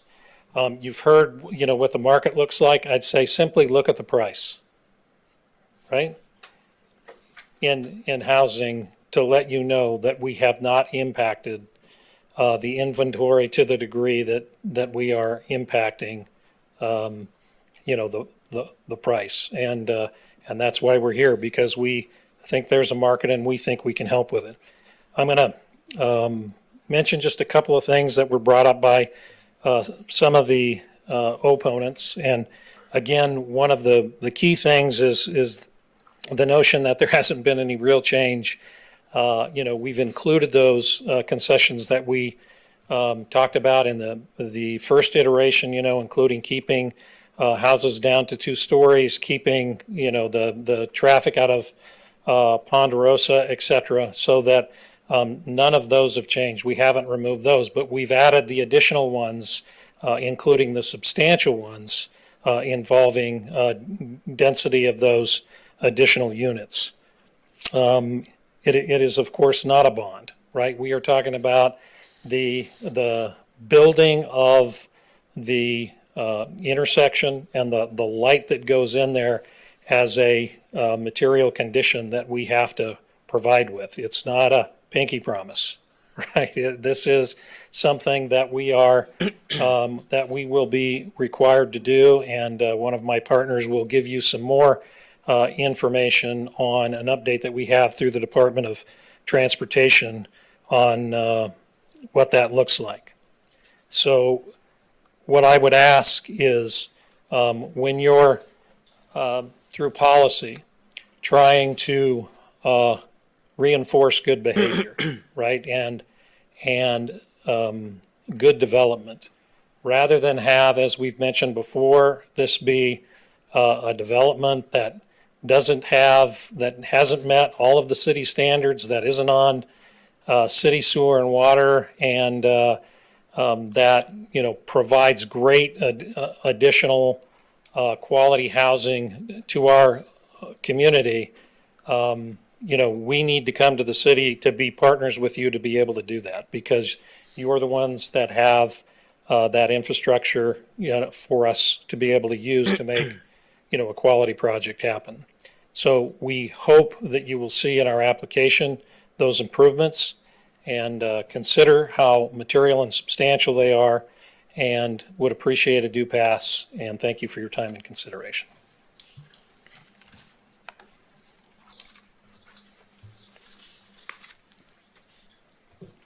Good evening, Mr. Chairman, members of the commission. For the record, Mark Taylor. I'm a 5th-generation Montanan. I also happen to be a lawyer, so don't hold that against me. Regarding my involvement, I too am a partner. I've done developments all across the state of Montana. I'm actively involved in 3 to 5 developments. I can personally attest that I appreciate the professionalism of your staff. They've been first class to deal with, doing their job. These conditions that are before you are some of the most stringent conditions that I've seen across the state of Montana. So they're doing their job to try to mitigate impacts to your community, to do right by you. I also represent and work with pretty much every major industry segment in the state of Montana, whether it's tourism, healthcare, mining, energy, et cetera. And there's one common denominator, and that's the need for housing across the state of Montana. And it's not unique to one community. It is literally every community. I'm from the Lewistown area, and they have a missile project, and they have a company coming in with anywhere from 250 to 500 new employees. People need a place to live, That's what we're trying to do with this development, is provide opportunities. And with all due respect, I'm not going anywhere. I'm looking to build houses in this subdivision. I personally am going to be building houses in this subdivision. So the notion that we're going to just sell and walk away and not have any effective integrity associated with this project, I'm here to tell you that's not going to be the case. I'm proud of what I do across the state of Montana to benefit employers and their employees. It's a big deal. I'm actively involved in things like House Bill 819, which is providing, north of $100 million of economic investment opportunities for workforce, basically the missing middle, as applied to their housing opportunities. Frankly, this could be a potential opportunity for participation in that effort, assuming Flathead County opts into that program. Some other things. Frank kind of stole my thunder relative to the traffic. We actually have a new letter from MDT that was sent to the city this afternoon. We had requested, after the posting of the staff report, that they look at the staff report and reevaluate or reconsider what their thoughts were relative to the application and the conditions. And I'm going to submit this for the record this evening. That letter is very consistent, or certainly not in conflict from my standpoint, with condition number 22, which is the principal condition dealing with the intersection and related improvements as a part of Tronstead, et cetera. I'm appreciative of MDT's willingness to work with the city. I'm not sure people can understand and appreciate what a big deal and departure that is for MDT. MDT's approach relative to this and other projects across the state over the last 6 years has marked a significant departure in how they approach these things. I know MDT was meeting with leaders from the League of Cities and Towns and some of their planning staff this last week, talking about these very issues, on the need to partner on development to make sense for you, the local communities, the people you serve in this room, to make efficient and effective decisions relative to impacts associated with development. The reality is there's no money to upgrade Tronstead Meadows, or the intersection, and frankly, even what we're offering to do on Tronstead Meadows. There isn't any public money available to do that today. Frankly, the pork chop at the intersection is a danger. I'd say probably half the time that I've went to Tronstead Meadows or turned onto Tronstead Meadows, I've seen people turning left or southbound off of Tronstead, which they're not supposed to do, but that creates a significant traffic safety issue. We are coming to the table and we're willing to mitigate, not only mitigate, but we're willing to pay for the significant mitigation upgrades to that intersection for everybody's benefit. Without our participation, that intersection upgrade could be years or further away. We do this because we think this is the right thing to do associated with this development. And we encourage you to carefully consider that when you're evaluating the conditions within the staff report. One thing because I've probably done more developments and seen more plats and plat approvals than I care to admit, but there is a remedy to the city. If we don't live up to our conditions, the city just simply doesn't approve any subsequent final plats for any of the phases.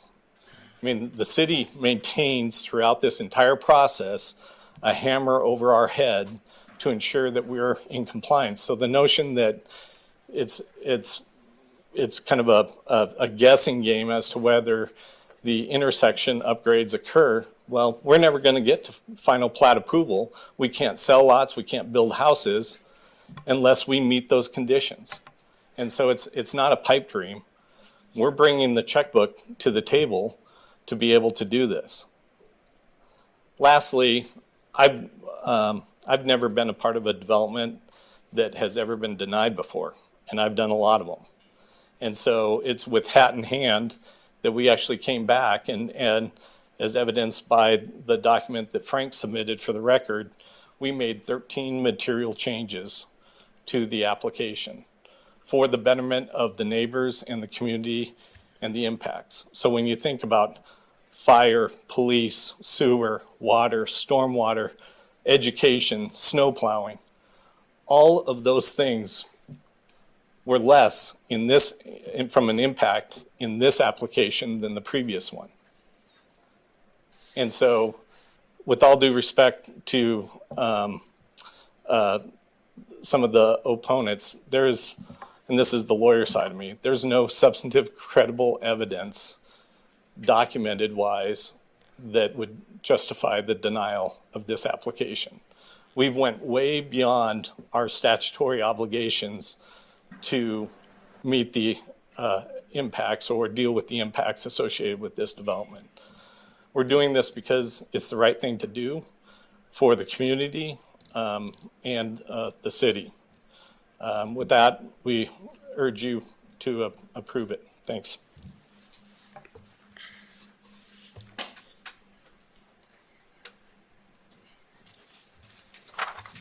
Hi again. My name is Danielle Toohey. Met you all before, I believe. 280 Highland Drive.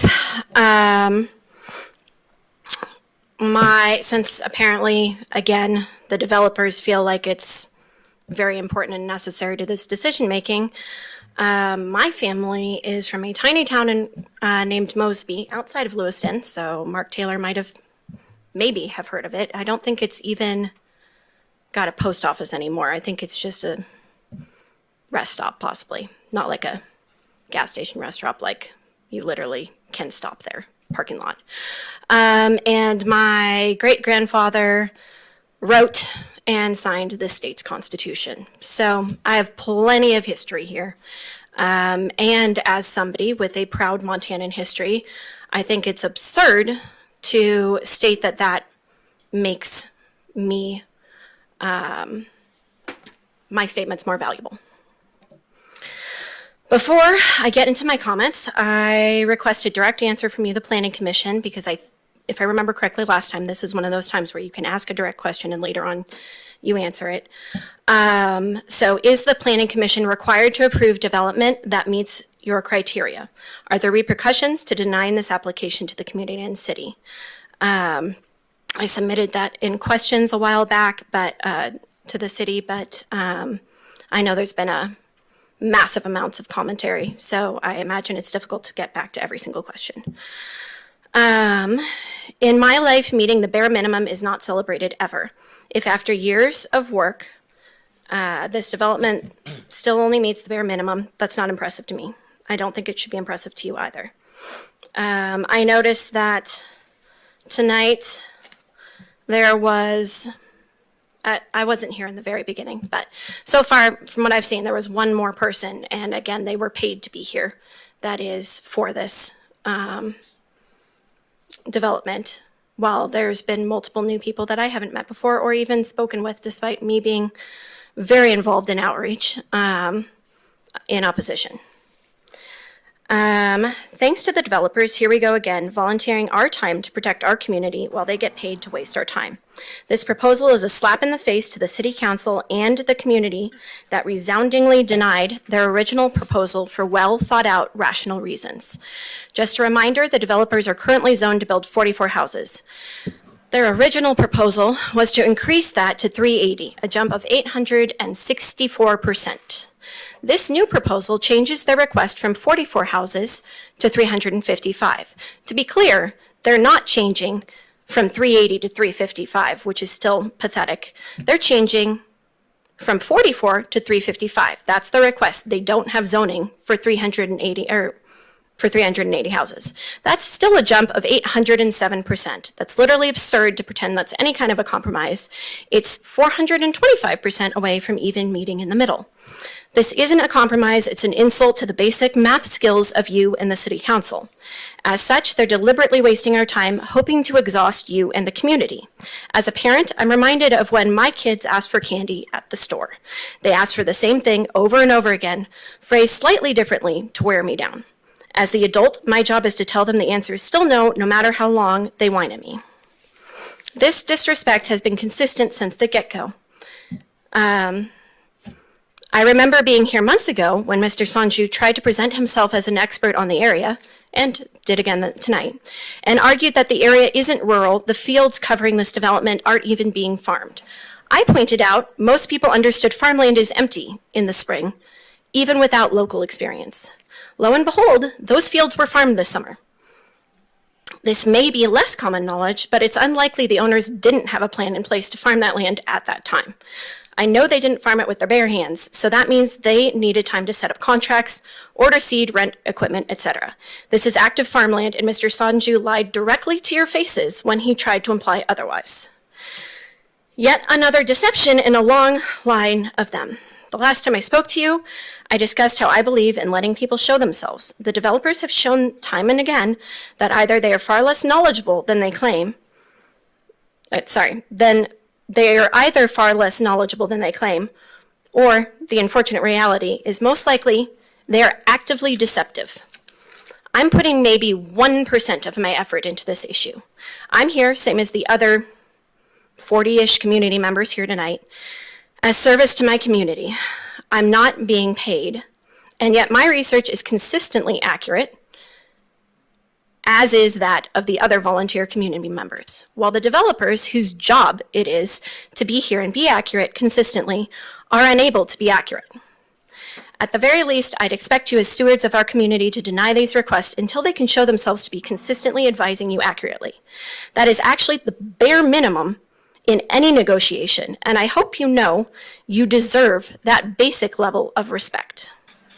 Aside from that being a bare minimum, in good faith negotiations, the concessions the developers continue to make are simply promises. There are not mechanisms for you to enforce these promises once you approve this. As a businesswoman, I am a proponent of a good handshake deal. Yet I would never make a handshake deal with a business who has consistently shown themselves at the very least ignorant and most likely deceptive. That is negligent. The most glaring deception they consistently state is that this development is part of the solution for the housing crisis. They state it again tonight. From affordable housing to median housing to mixed housing, they keep themselves showing that they are being deceptive, using buzzwords that they know matter to this community to trick you into agreeing. They consistently state that this development will be marketed to out-of-staters. I believe they didn't mention that tonight, but the last two meetings they did. Arguing that building houses designed for out-of-staters helps the housing crisis is absolutely absurd. They tried to waste your time by recommending you read studies on the housing crisis, while knowing that bringing in new people while building them houses is not only a net zero in housing, but a deep cost to the community in terms of infrastructure. Costs that they clearly state they are not responsible for, meaning that we will pay for them in order for them to make millions. They have consistently disrespected this commission, the city council, and the city itself by continually insulting our intelligence, acting like we aren't smart enough to do the very basic math involved. At this point, if I was you, I'd be hesitant to approve an orphanage for disabled children and blind puppies if this was the team making the request. But I'm not. I almost was. I planned to apply prior to learning Shelby was applying. It didn't make sense to compete with her. So I ran for my school board instead and won. I was late tonight and have skipped dinner in order to be here, and absent last time because my school board meetings happened to conflict with these. I want to take this opportunity to directly thank Councilor Graham, or Councilor Ward, Councilor Graham, for directly inspiring me to become further involved in my community. We keep running into each other here, so while this doesn't directly deal with the development, I wanted to take time to thank you. I have continued to support our community in other ways as well. This summer, my husband and I sat around our kitchen table and created a plan to help 2 families with young children to escape homelessness directly caused by the housing crisis. We personally provided temporary housing until we could help them find permanent housing for one of the families for the first time in years. We also helped them furnish their new homes. This is despite us being as cash poor as we have been ever. It feels weird to talk about because we usually don't and aren't doing it for praise, but because we can and it's right. What I've learned here is that when people like us keep it to ourselves, people like the developers can pretend that things like this selfish cash cow they've presented is helping. Again, I'd love everyone to consider how many people they could permanently help with the profits they plan to make off this development if they actually wanted to help. As someone who helps a few families at a time, I can tell you it's in the tens of thousands if they really wanted to help. I have a note here about political posturing. I would like to point out that in the lovely meeting where we were supposed to ask questions of the developers, we as a community asked Mr. Sanju what his percent ownership in this business was, and he refused to tell us. So it could be 0.1%, and his statement would be correct. I watched this summer as great horned owls again raised their chicks in the trees directly bordering the north edge of this development. So if you follow Highland Drive, you go along the north edge there, there's a bunch of trees that my neighbor has that he loves and has mentioned previously. Great horned owls raise their chicks there. I believe this has to be the 3rd year they've nested there, if not longer. 3rd year I've noticed. Yet the developers argue there's no wildlife. I know I talked for a while, and I appreciate the time you've given me. But going forward, I'm not apologizing anymore, because the truth is I'm not wasting your time. The developers are.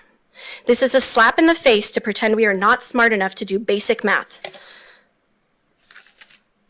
So to sum up, I'm going to repeat myself and many others. Oh wait, actually before I finish, I have a few notes from the most recent statements. The duplexes concession that was listed isn't a concession because they promised that they wouldn't put duplexes on that property earlier. That's not a concession. Good behavior isn't creating problems, then patting yourself on the back for fixing them. Every step adding cost is not our problem. They should have done a better job initially. They said they agreed to fix and pay for a problem that they are creating. And that goes for the road. The road isn't super safe, but when 3 people go down at a day, it's not that bad. I do it literally every day because that's the route I take to take my kids to school and take them home after school. But when you add, I don't even remember what the number is, but 3,300 cars a day, it becomes massively dangerous, and you don't get extra credit for creating a problem and then saying you might solve it, most likely, if we believe you. There's no one new from the community supporting this development. They were only able to pay somebody to be here. Mark Taylor stated that he's very in favor of all of this, and I'd be interested to see if he thinks that this is as legitimate a project after listening to all of the people here. With any kind of respect for our intelligence, because one thing I've learned through this is I'm proud to be a member of this community filled with thoughtful, intelligent people in opposition to this development. Thank you.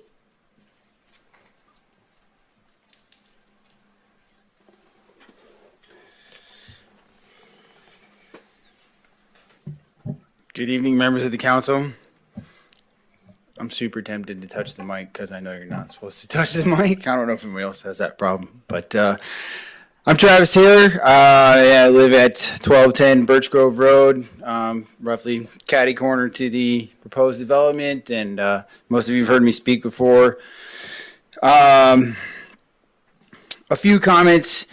I don't want to misquote you, sir, Keith, Mr. Hammer, is that your name?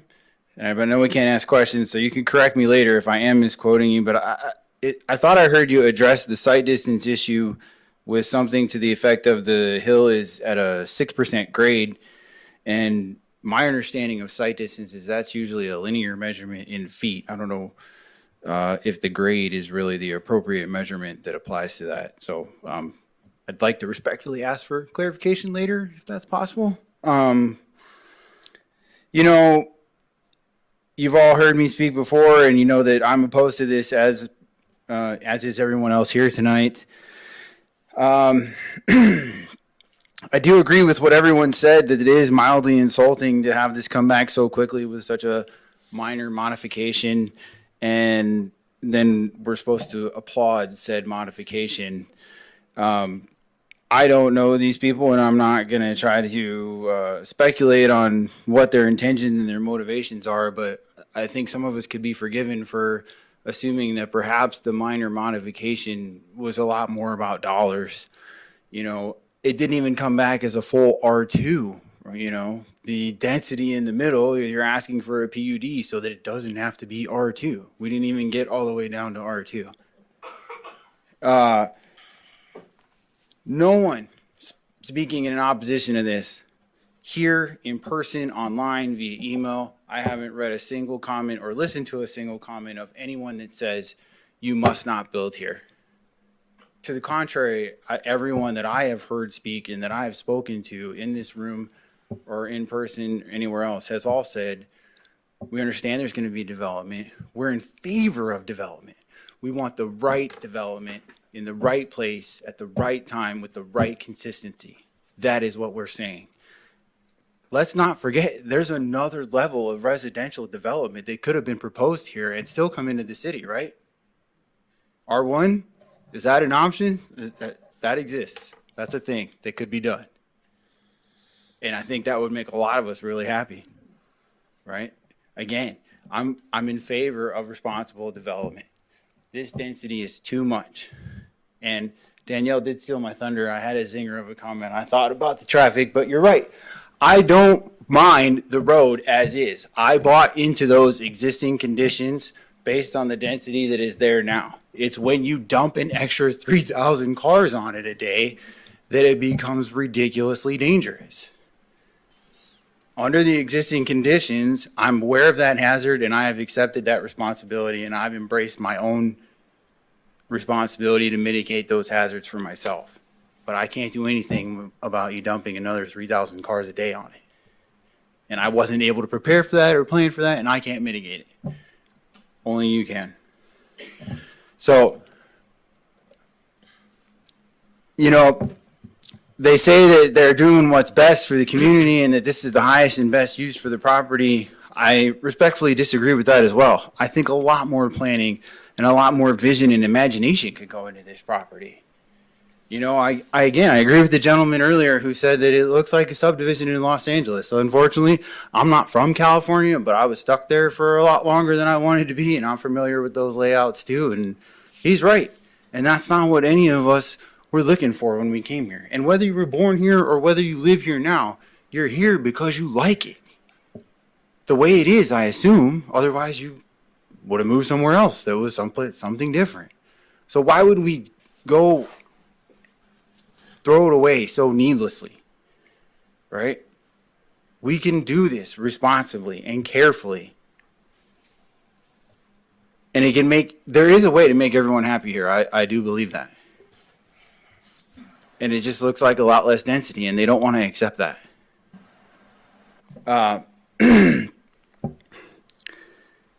You know, they say they're doing what's best for the community, but where's their community support? Where? The room is full of people in opposition to this. It has been every time we've had this meeting, all throughout the first process and now. I read through the email comments right before I came to the meeting. Everyone that was posted, whether they were all there or not, I don't know, but every single one was in opposition. I did not read a single email in favor of this development. So if this is what the community wants, where's that portion of the community? You're looking at the community. The community is telling you what the community wants. Please listen. I'll just leave it there. Thank you.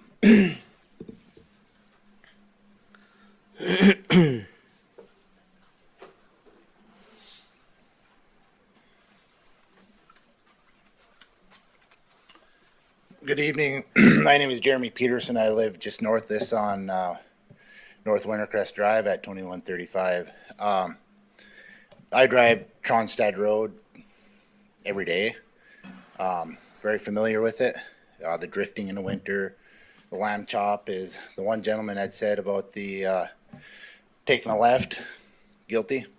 It's I understand the city's got to do what they got to do with the lamb chop.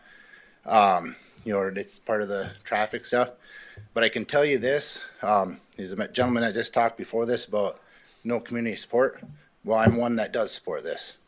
I support it because my 18-year-old son, young man, got engaged. I know some of us got engaged young and get married young. And, unfortunately, fortunately he'll go into rental and learn how to manage some money. But someday it'd be nice for him to have an opportunity to buy a piece of property as I did when I was that age. When I was not 18, but 22. Fortunately, there was developments available then that, I was able to secure a lot pretty inexpensively and build my first home, get my leg up in life.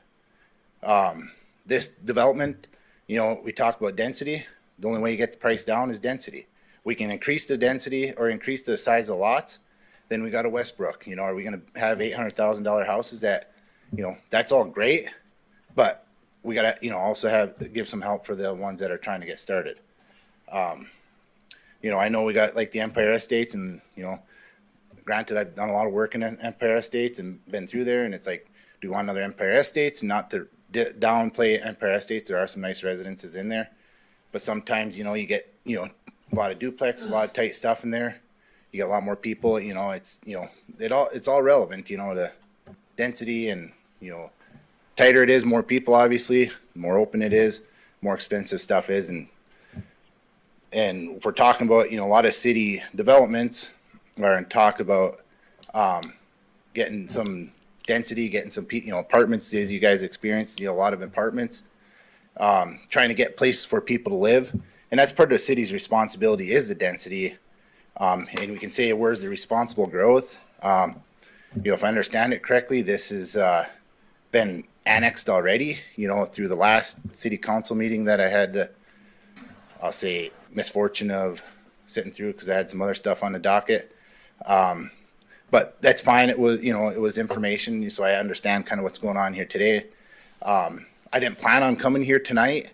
And like I said, I seen the signs out on, the Tronstad development, all the signs up there, attend the meeting. And I was picking up a vehicle from the south side of town, and I was driving through, and I was like, dawned on me, I wasn't even planning to come up here to talk. But I hear the conversations and talk and stuff, and I'm like, you know what? It would be nice for my young son to have an opportunity to secure a lot that he could build a first house on and get a leg up in life as much of us been able to do. But if we keep piling the, pushing for open space, it doesn't happen. The side of the Tronstad Road, the drifts and everything, if you widen the road out there, like, especially where it drifts really bad right now in front of the mini storages that you can see there, that road is going to get wider. There's going to be sidewalks, there'll be more of a buffer, less chance of drifting there. So it helps, for a good stretch of the road, I shouldn't say a good stretch. I mean, as we talking a quarter of the road is going to get widened out, made safer. If I understand, the developers are wanting to put in a stop sign or stoplight. I don't know. Again, I wasn't here and I haven't read through the packet to find out if the city or the state is allowed that yet. But on the same side is, a stoplight at the intersection is probably warranted now for safety purposes. Right now, I would say it's an unsafe intersection. You got, a Silverbrook coming across there at, kind of at an angle, people in it, parking in the middle and make turns, again, I'm guilty.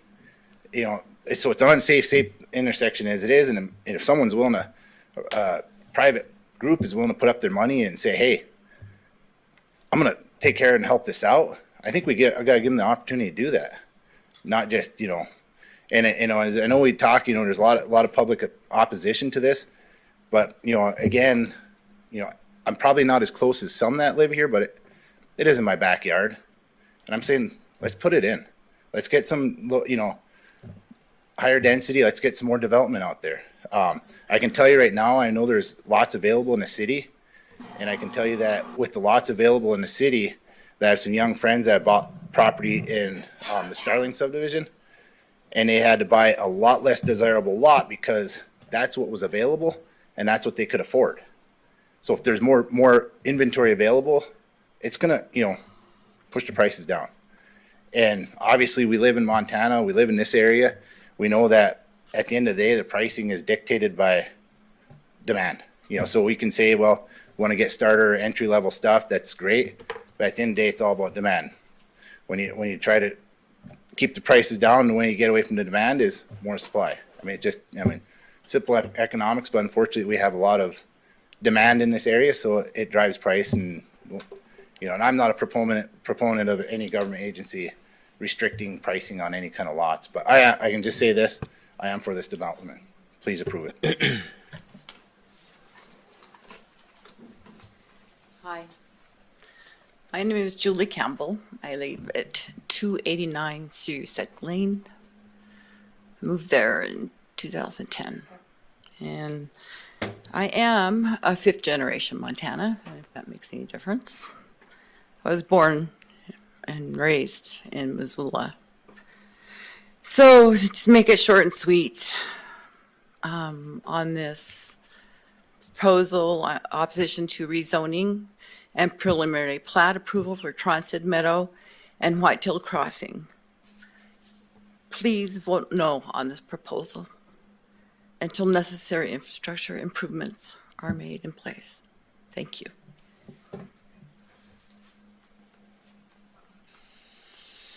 Any other public comment?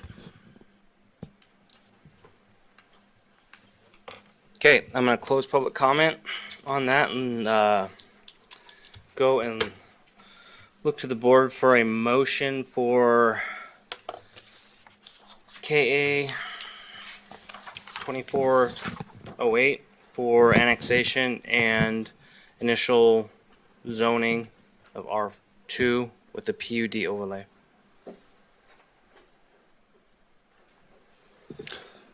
I would move that the Kalispell City Planning Commission adopt staff report KA-24-08 as findings of fact and recommend to the Kalispell City Council that the property be annexed and the zoning for the property be City R2 with a PUD overlay. Second. Okay, motion seconded. Discussion.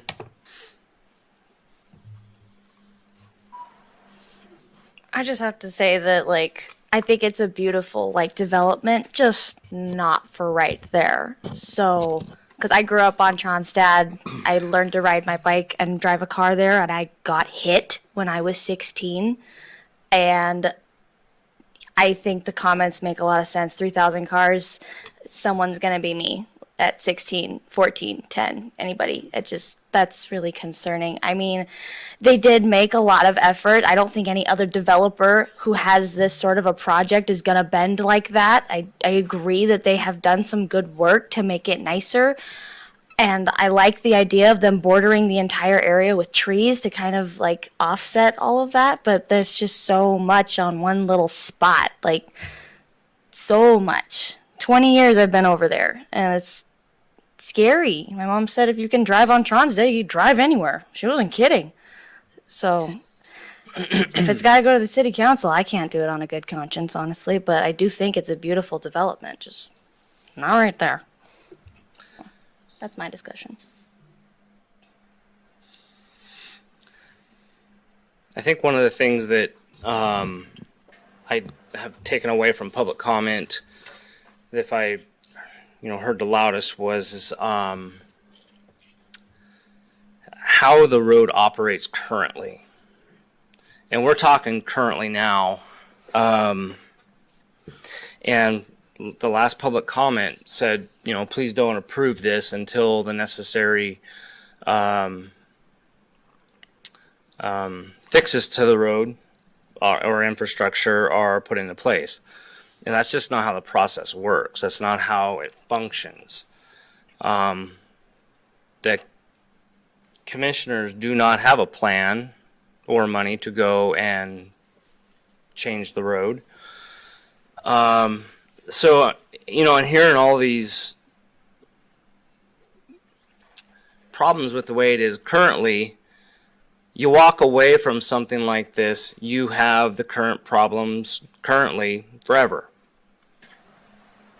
And I find myself in a position here where, you know, there's a catch on both sides.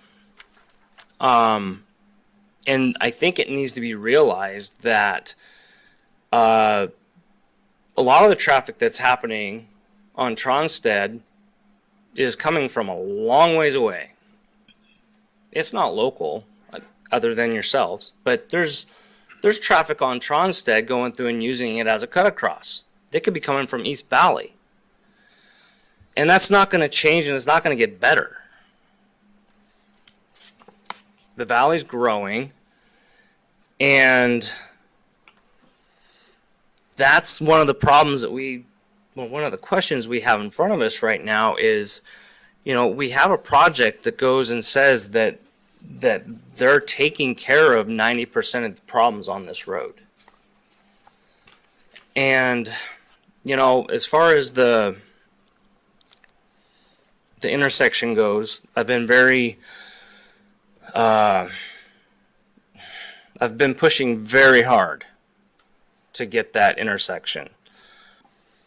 And I'm very grateful for where it's landed. It doesn't go all the way for me. I want it to go all the way to be before phase 1. But it is in a couple of different phases going in should this pass.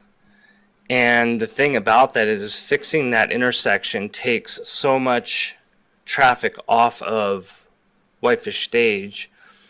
And I think that MDT is going a long ways in going through and changing the way they look at things when it comes to infrastructure. So I'm happy about that. I guess a couple of things, you know, going through and hearing is, you know, say affordable housing. There's different ways to look at affordable housing. For me, I'm going to say for me, I wear two hats here, so I look at affordable housing in different ways. And so the thing is sure, this subdivision may go through and however they want to do it, if they're going to go through and try to do something that's, you know, introductory or something like that, that's something that they can do. I look at it on a larger scale, where the gentleman that spoke at the end here, talking about his son being in a rental, hopefully one day going through or getting into a rental, and then hopefully, you know, finding a lot somewhere. Well, that's called market filtering. And because lots and housing pops up in one spot of the city, that means that if somebody's moving into that, they could very well be moving out of that apartment, freeing it up for somebody else to occupy. So when it comes to affordable housing, that's how I look at that. And I can see that happening. I have seen it happen. And I'm just kind of going through and talking about some of the things that I, you know, had heard here. And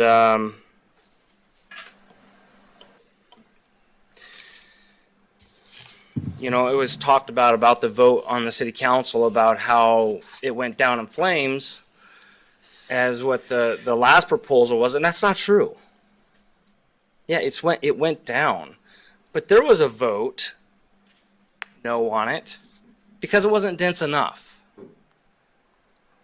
So we need to be careful when going through and looking at stuff like that and saying phrases like that because they're not true. Right now we're talking about annexation. I think that the benefits of this development and what it's going to do for the intersection, for the road,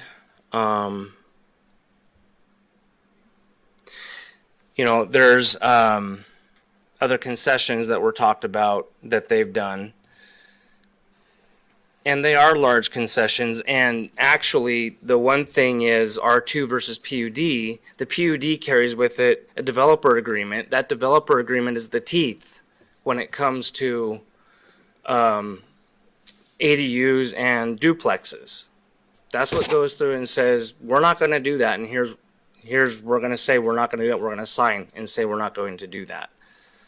That's a big deal. It's a big concession. So I'm going to support this annexation, and I want the intersection. I want it to go further, but I can get behind it the way it is. Question for you though, but like this whole area in front of it on Tronstad and then the west side going toward 93, that's all allegedly going to be taken care of. What about the east side and going toward Whitefish Stage? Because they're not wrong. Those hills, that blind corner, all. Not allowed to go through and require a No, I'm developer not to saying go. we're not. I simply. Excuse me. We're We're discussing. Sorry. I'm simply concerned about like fixing 90% of the problems. Maybe 30% of them they're adding to it with this on top of like that whole Costco development that's going north. They're going to use Tronstad to come through there, go around and try to go, I don't know what the other side of Whitefish Stage is going north, but there's like another connection road that circles back, and so it's all just one big mess. I'm just hoping that this development doesn't cause that to be such a congestion eyesore. That's so hard. That's really the responsibility of the developer in this situation. I understand where you're coming from, but they are making improvements, the required improvements to Tronstad. They are making the required improvements to 93. I believe this will make it safer, traffic-wise, right as to what it is right now. I understand the light won't be going in until after phase 1. I get that, but it's 120 homes in the first. Is it 100 homes in the first phase or 120 homes in the first phase? I think it's just over 100. So a lot of what we're hearing is at full build, there'll be 3,000 more vehicles a day at full build, the traffic light will be in by full build. It is the intention for it to go in at the end of phase 1. The infrastructure for it will be in place. The pork chop will be gone. I see a lot of positives in this, and I can't throw the responsibility of the safety of the road back to the developer when there are other developments that haven't been required, it's with the road conditions. So that's where I stand. I'm going to support it. Well, no, I get what you're saying, and I'm not saying that we should put it on the developer per se, but I don't think any other. Where's the money going to come from? And so if this development doesn't go through, there will be no improvements to this road. But there also won't be 3,000 plus There cars. will be accidents. And we know that moving forward. So if you're okay with having someone come with the money to hook it up, I feel like we're looking, So, Shelby, the traffic density is not going to go down, though. No, I'm mean, assuming so. it's It's a question. and throwing in the whole Costco light and all of that, you're conflating issues. We're here to discuss this particular development that's in front of us, not the rest, but what's gone on before. So, yeah. Right. I would like to try to answer everyone's questions, but I'd also like to go home and go to bed. Yep, I'm with you. I know. I guess thank you guys for your comments tonight.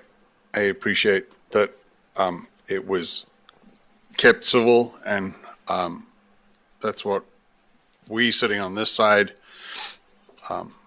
are here to hear what you have to say. One of the things I wanted to address is there was a comment about the speedy approval. We follow the city, the regulations put in place by the city follow state law. So when the city receives an application, they have 45 days in which to put it to planning board, whatever that timeline is. So if you feel like the city are rushing, it's because we're following state law. Somebody asked whether we are required to approve an application. I guess the short answer, in my opinion, is that we're not required to. We're required to review the report prepared by staff, which addresses whether an application either meets or does not meet City of Kalispell regulations. We come to this meeting to take your input and to provide with the developer an opportunity to hear your input, but our decisions are made based on findings of fact, and those findings of fact is in the motion that we provided this evening, that the recommendations and the staff report form the basis of the findings of fact. If we agree with the staff report that those findings, which meet state law and the city regulations, apply to the application, then we can vote our conscience, or we can vote what meets state law or city regulations. And so I think that I hear a lot from the neighbors, and I understand for anyone living near this that this is not what they want. It is, the application meets the requirements of the City of Kalispell. And I think that it is a positive addition to the city, and I will be supporting the motion.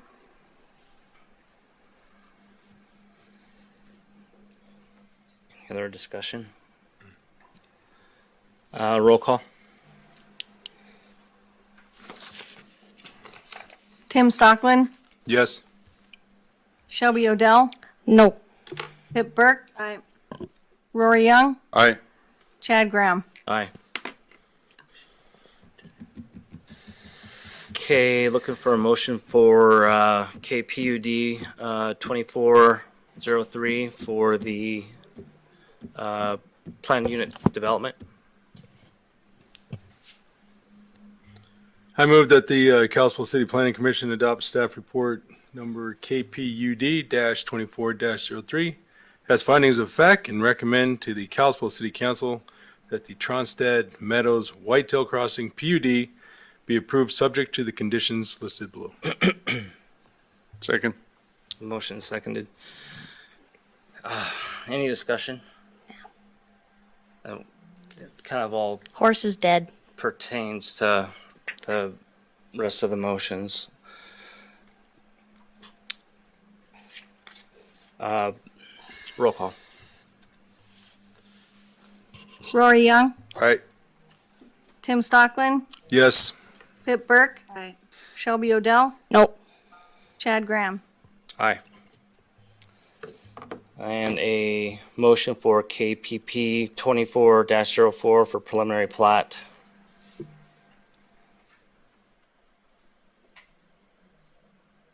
I move that the Kalispell City Planning Commission adopt staff report KPP 24-04 as findings of fact and recommend to the Kalispell City Council that the preliminary plat for Tronstad Meadows and Whitetail Crossing be approved subject to the conditions listed below.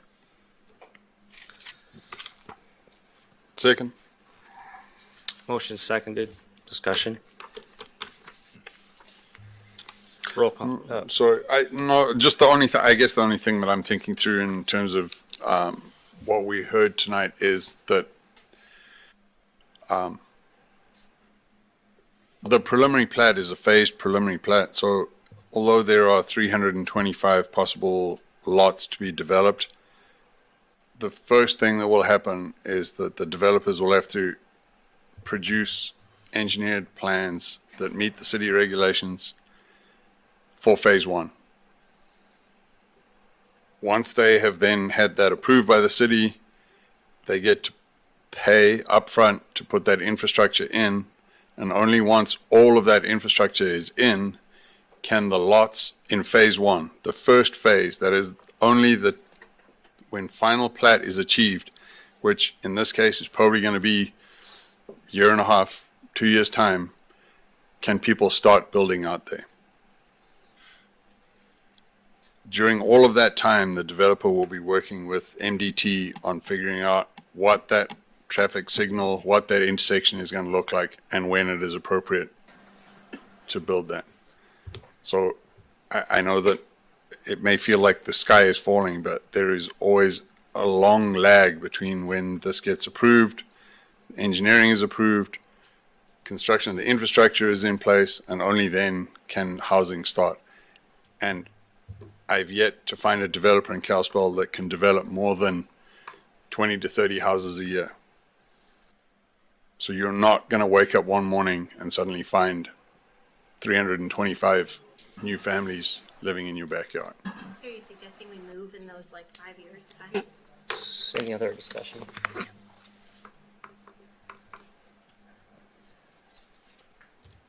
Roll call. Pip Burke. Aye.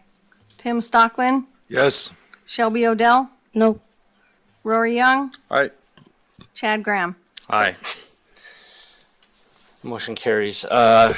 When's it before the council?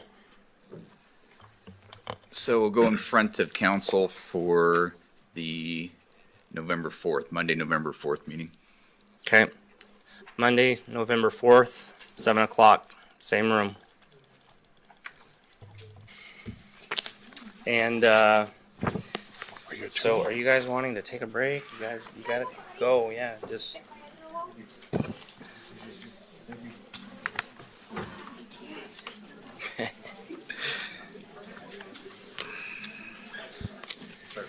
Mike Birdie's still here. Are we doing a recess? We'll hold off. Yeah.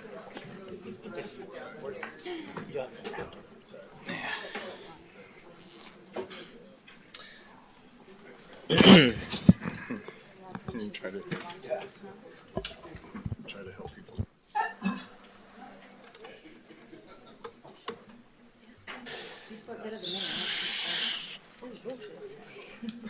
So if you could head on out to the foyer for any discussion. We have 2 more items we need to run through tonight.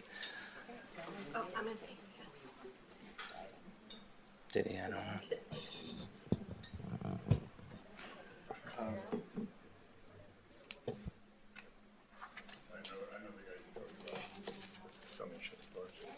Okay, second item tonight.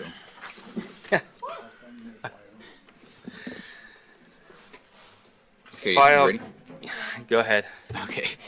So Bridgeland Development LLP has submitted applications for an amended plan unit development overlay modifying the existing Northland PUD and for preliminary plat approval of Northland Subdivision Phase 5C, which is a major subdivision with 28 residential lots, roads, and common areas on 10.9 acres.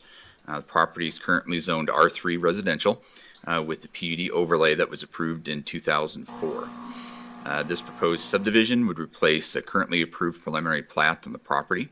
Property is generally located on Northland Drive to the west of the intersection with Summit Ridge Drive. As you're looking around here, you can see the kind of open field. This is right now excess land from the MDT bypass project. Eventually, that would likely get auctioned off as excess land. This vacant land up here, it's the old Touchmark development that was from about 25 years ago as a senior housing project, but it hasn't come to fruition. 4 Mile Drive right to the north. You've got the Bloomstone project right to the north of that. you recently saw that with an amended PUD with townhomes and building apartments up in that area. You've got kids sports then right off to the northeast.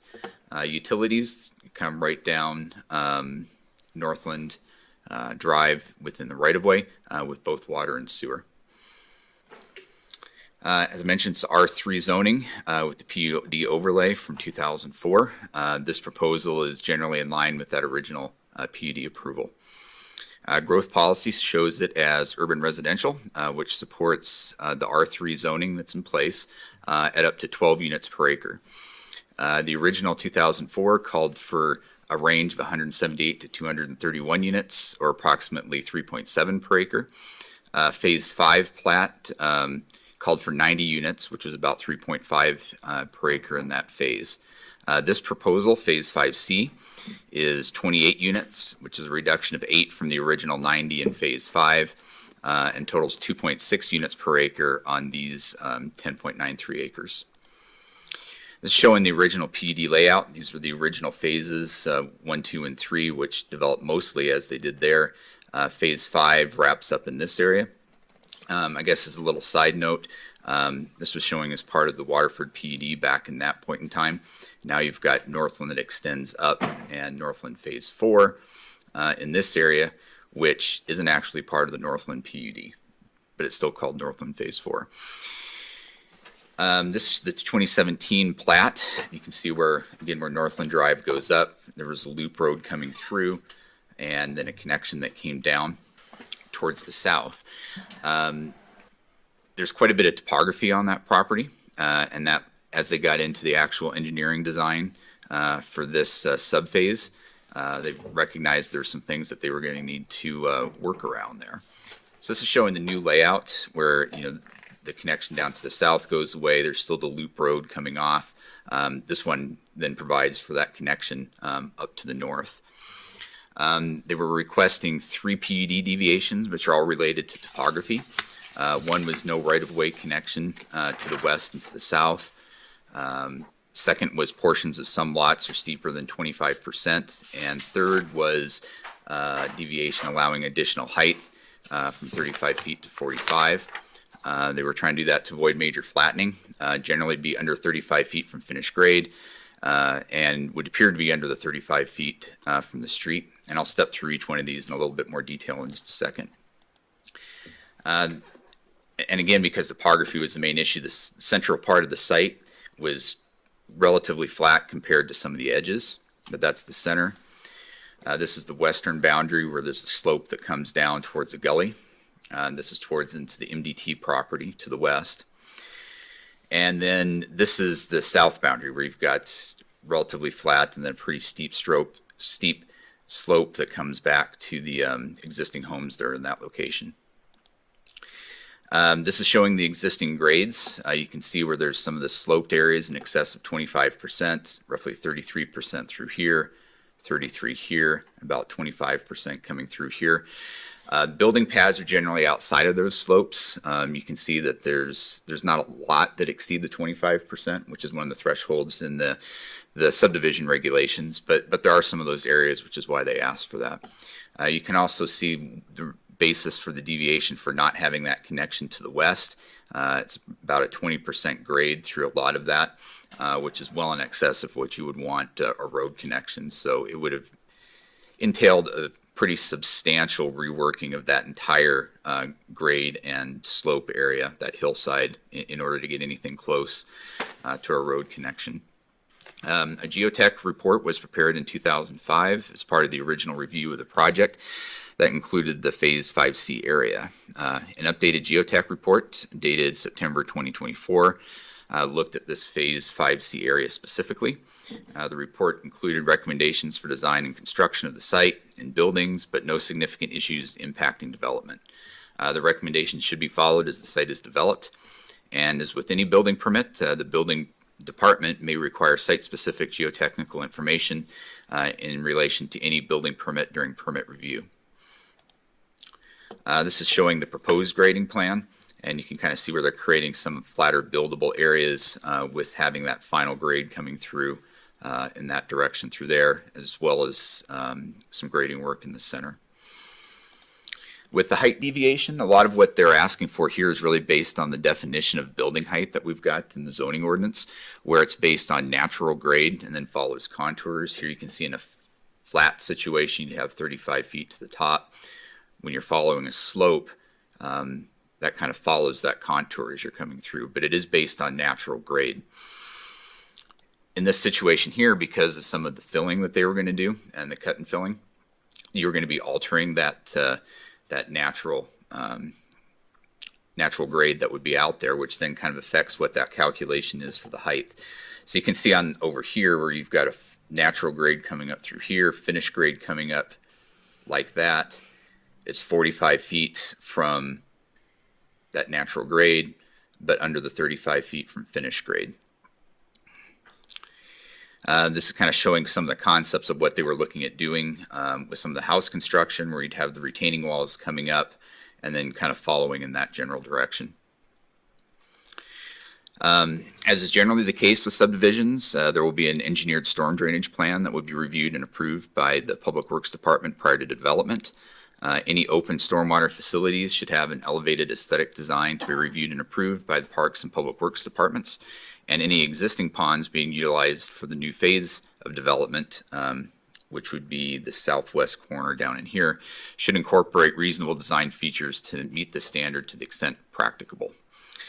With the slopes on the site, it is important that potential runoff towards existing homes to the south be addressed. As the exhibit shows, there are three main drainage areas. The green area on the west would be flowing to a new drainage ditch at the bottom of that drainage area. The yellow would be tied to the drainage system in the new streets, which are controlled by curb and gutter. And the purple area would tie into a new curtain drain, and then roof drains in that area would be connected to that drain as well, which would come in down here and then run out over to that existing storm drainage facility. And this is kind of showing a cross section of where that would be, where you'd have the roof drains tying in to where that'd be the curtain drain at the base of the slope. Water sewer is pretty straightforward. As I mentioned, there was the existing lines within Northland Drive. Those would loop through subdivision and then extend to the north property line. With parks, the residents in here would have the ability to use some of the existing parks. They would need to show that whether any of that would be available towards counting towards their parkland requirement, but they are prepared to do cash in lieu if necessary to make up any shortfall. There's no issues with emergency services, with police, fire, or otherwise. The interior road would be built to a local road standard under standards for design and construction. And with the frontage on Northland Drive, which is a future minor collector, would be improved to city standards, which may include, but not necessarily be limited to, sidewalk, landscape, boulevard, street trees, and street lights. As a collector street, no additional driveways would be allowed directly onto Northland Drive, and a note should be placed on the face of the plat to that effect. A traffic impact study is required for the development, and a TIS has been submitted by the developer. Under city standards, the developer will need to maintain or improve the level of service at any impacted intersections. The TIS was originally prepared in August of 2021, and there was a stamped memorandum dated August 24 that confirmed that the earlier findings remain accurate and that no mitigation is required to accommodate the development, particularly given the reduction in the projected number of units after 2021. Given that an updated TIS may be required in the course of final engineering review, a condition of approval would require any mitigation to be implemented that would be necessary to meet that standard. With that, staff would recommend that the Kalispell Planning Commission adopt staff report KPUD 2404 and KPP 2405 as findings of fact, and recommend to the Kalispell City Council that the amended PUD for Northland and the preliminary plat for Northland Phase 5C be approved subject to the listed conditions, and be happy to answer any questions. Any questions? I do. Back to that natural grade, can you help me understand where natural grade came from? Because I know we've had this discussion before, but right. So you mean why that's the standard in the zoning regs? Yeah, why did we choose that term natural grade? I guess is maybe well, you know, and the reason that it's in there is that you had situations where people then were playing games with, you know, the height by just stacking up dirt next to the building. And there's a few examples on the south end of town that they did that they got 5 extra feet in height because that was the finished grade, and they brought that up there.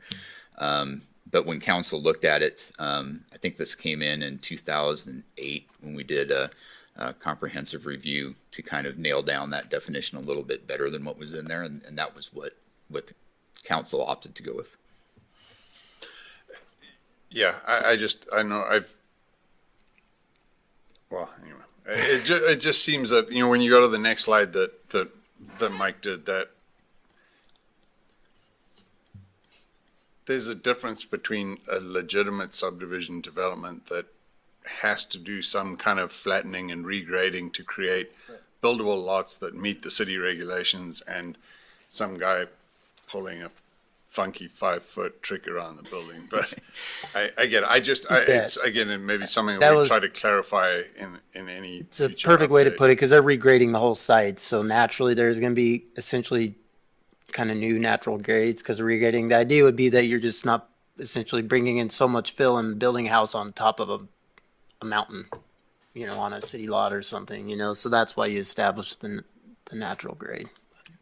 Well, yeah, and I know this is going to get out of, well, because you can also get a floodplain development permit that allows you to fill, and then where's natural grade then? But anyway. Well, for purposes of calculating height, it would be based on natural grade before you put the fill in, and we have done calculations with that in some areas that have done development in floodplains. So that was just the direction that council chose to go with that. There's other ways of doing that. It could be a finished grade off of an approved subdivision, but that's just not what's in there and not the direction they went. You saying they got smarter? That's all I had. Thank you. Any other questions? Do you have any other examples of 45-foot height changes allowed, like other developments where we've had similar topography where they've asked for the 45 feet? Where we've seen some additional height that's been allowed has generally been with PUDs, with apartments, and usually that's dealing with getting some additional height for tuck under parking and so forth. I can't think of anything off the top of my head where there was the additional height. I don't know, Jared, if you can think of any for a single family situation like this, but we also haven't had, I can't think of situations where we've had this much grade to work with either. Right. So. Yeah, I can see that. As far as the appearance, I think you would see these houses looking very similar to the houses on the north end of Northland that overlook the condos down below. That's what they would look like. Some of those houses were right up against the height limit, but they also, those lots in particular they didn't do a lot of regrading of the lots. They kind of used the existing terrain. In this case, there's 10 acres there that they're kind of regrading, and that's what's the fill and kind of moving around the dirt to make the site drain, and all that is where the height is coming from. It seems mostly this lots on the south, right? Oh, I guess in the west. In the west, that yeah. have that grade. Yeah.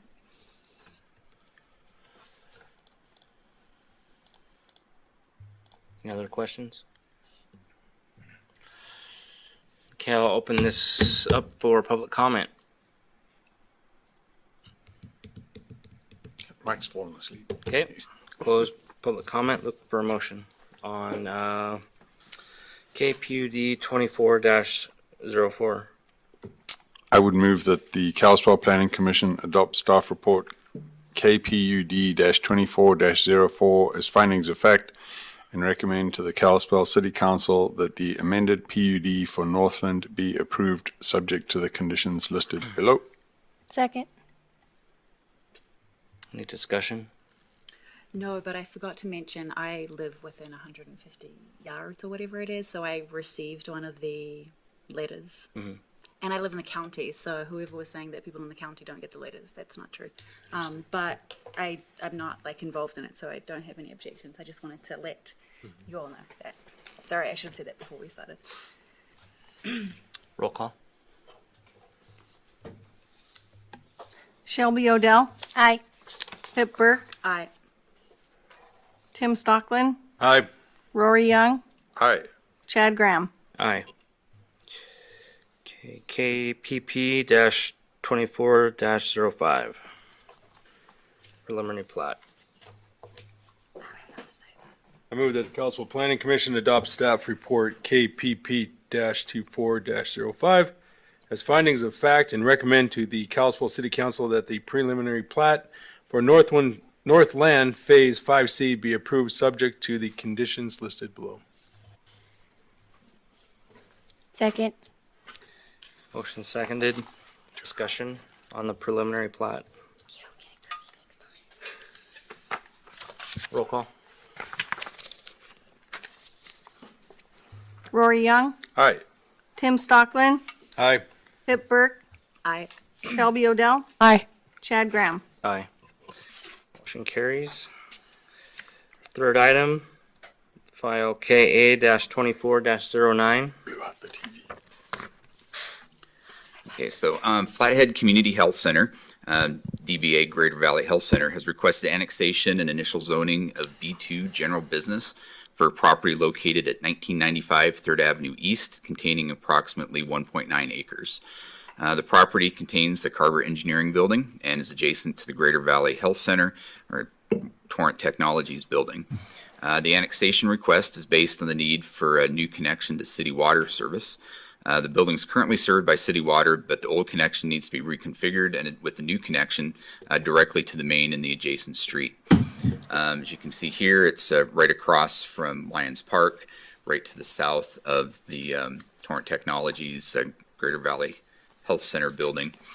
And again, the utilities are right in the street, both water and sewer. And that's shot from the front. Existing zoning's County B2. Proposed is City B2. The growth policy calls it out as commercial, which specifically supports the requested B2 zone. With that, staff would recommend that the Kalispell City Planning Commission adopts staff report KA-2409 as findings of fact and recommend to the Kalispell City Council that the property be annexed and that the zoning for the property be City B2 General Business. Be happy to answer any questions. Nope. So, Yes. did I see the adjacent zoning is B2? Yes. Okay. Go back to that. So it's B2 out through here. There's a little bit of it. This is still a county sliver that's here, and then you get the RA1 that comes off of 5th over here. But everything that's off there in the front is B2. And it's zone county B2. And it's for water and sewer. They need to rework their water connection. And so in order to do that, to provide city services, they needed to annex. And I wouldn't do this because it's a bit off topic, but it does answer a little more clearly your question earlier about annexing property. This is pretty developed out and the city hasn't annexed it. Okay. Oh, sure. Yeah, I see what you're saying. Yeah. Oh, in terms of forcing, right? Please tell me that WGM are the retained Until engineer. they've requested it. They petitioned to annex, so they request annex, but we Right. don't. Yeah. Yeah. It's not forced. You have to. I just want water. Gosh. Did we motion? No, I got, did you? I'm done with my You're done? questions. Okay. Okay, I'll open up for public comment.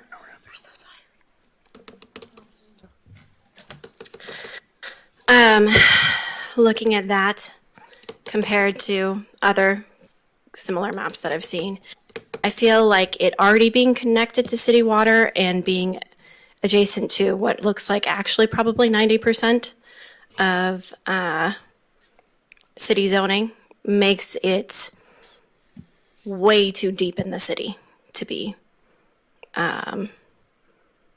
zoned city, since it doesn't skip over anything, doesn't, it's already using city resources. Just seems silly to add it. I'd also just like this generally in public comment. I'd like to point out that I noticed during discussion, Ms. Burke had an issue with interrupting Ms. Odell and talking over her. And I would hope Ms. that in the Tui, we're future. taking public comment on what's in front of us here. Yeah, my point is that I'm hoping that in the next discussion that she manages not to do that. Thank you.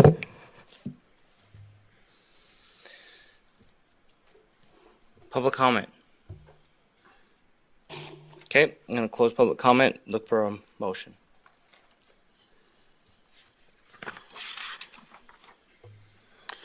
I would move that the Kalispell City Planning Commission adopt staff report KA-24-09 as findings of fact and recommend to the Kalispell City Council that the property be annexed and the zoning for the property be City B2. Second. Okay, motion seconded, any discussion?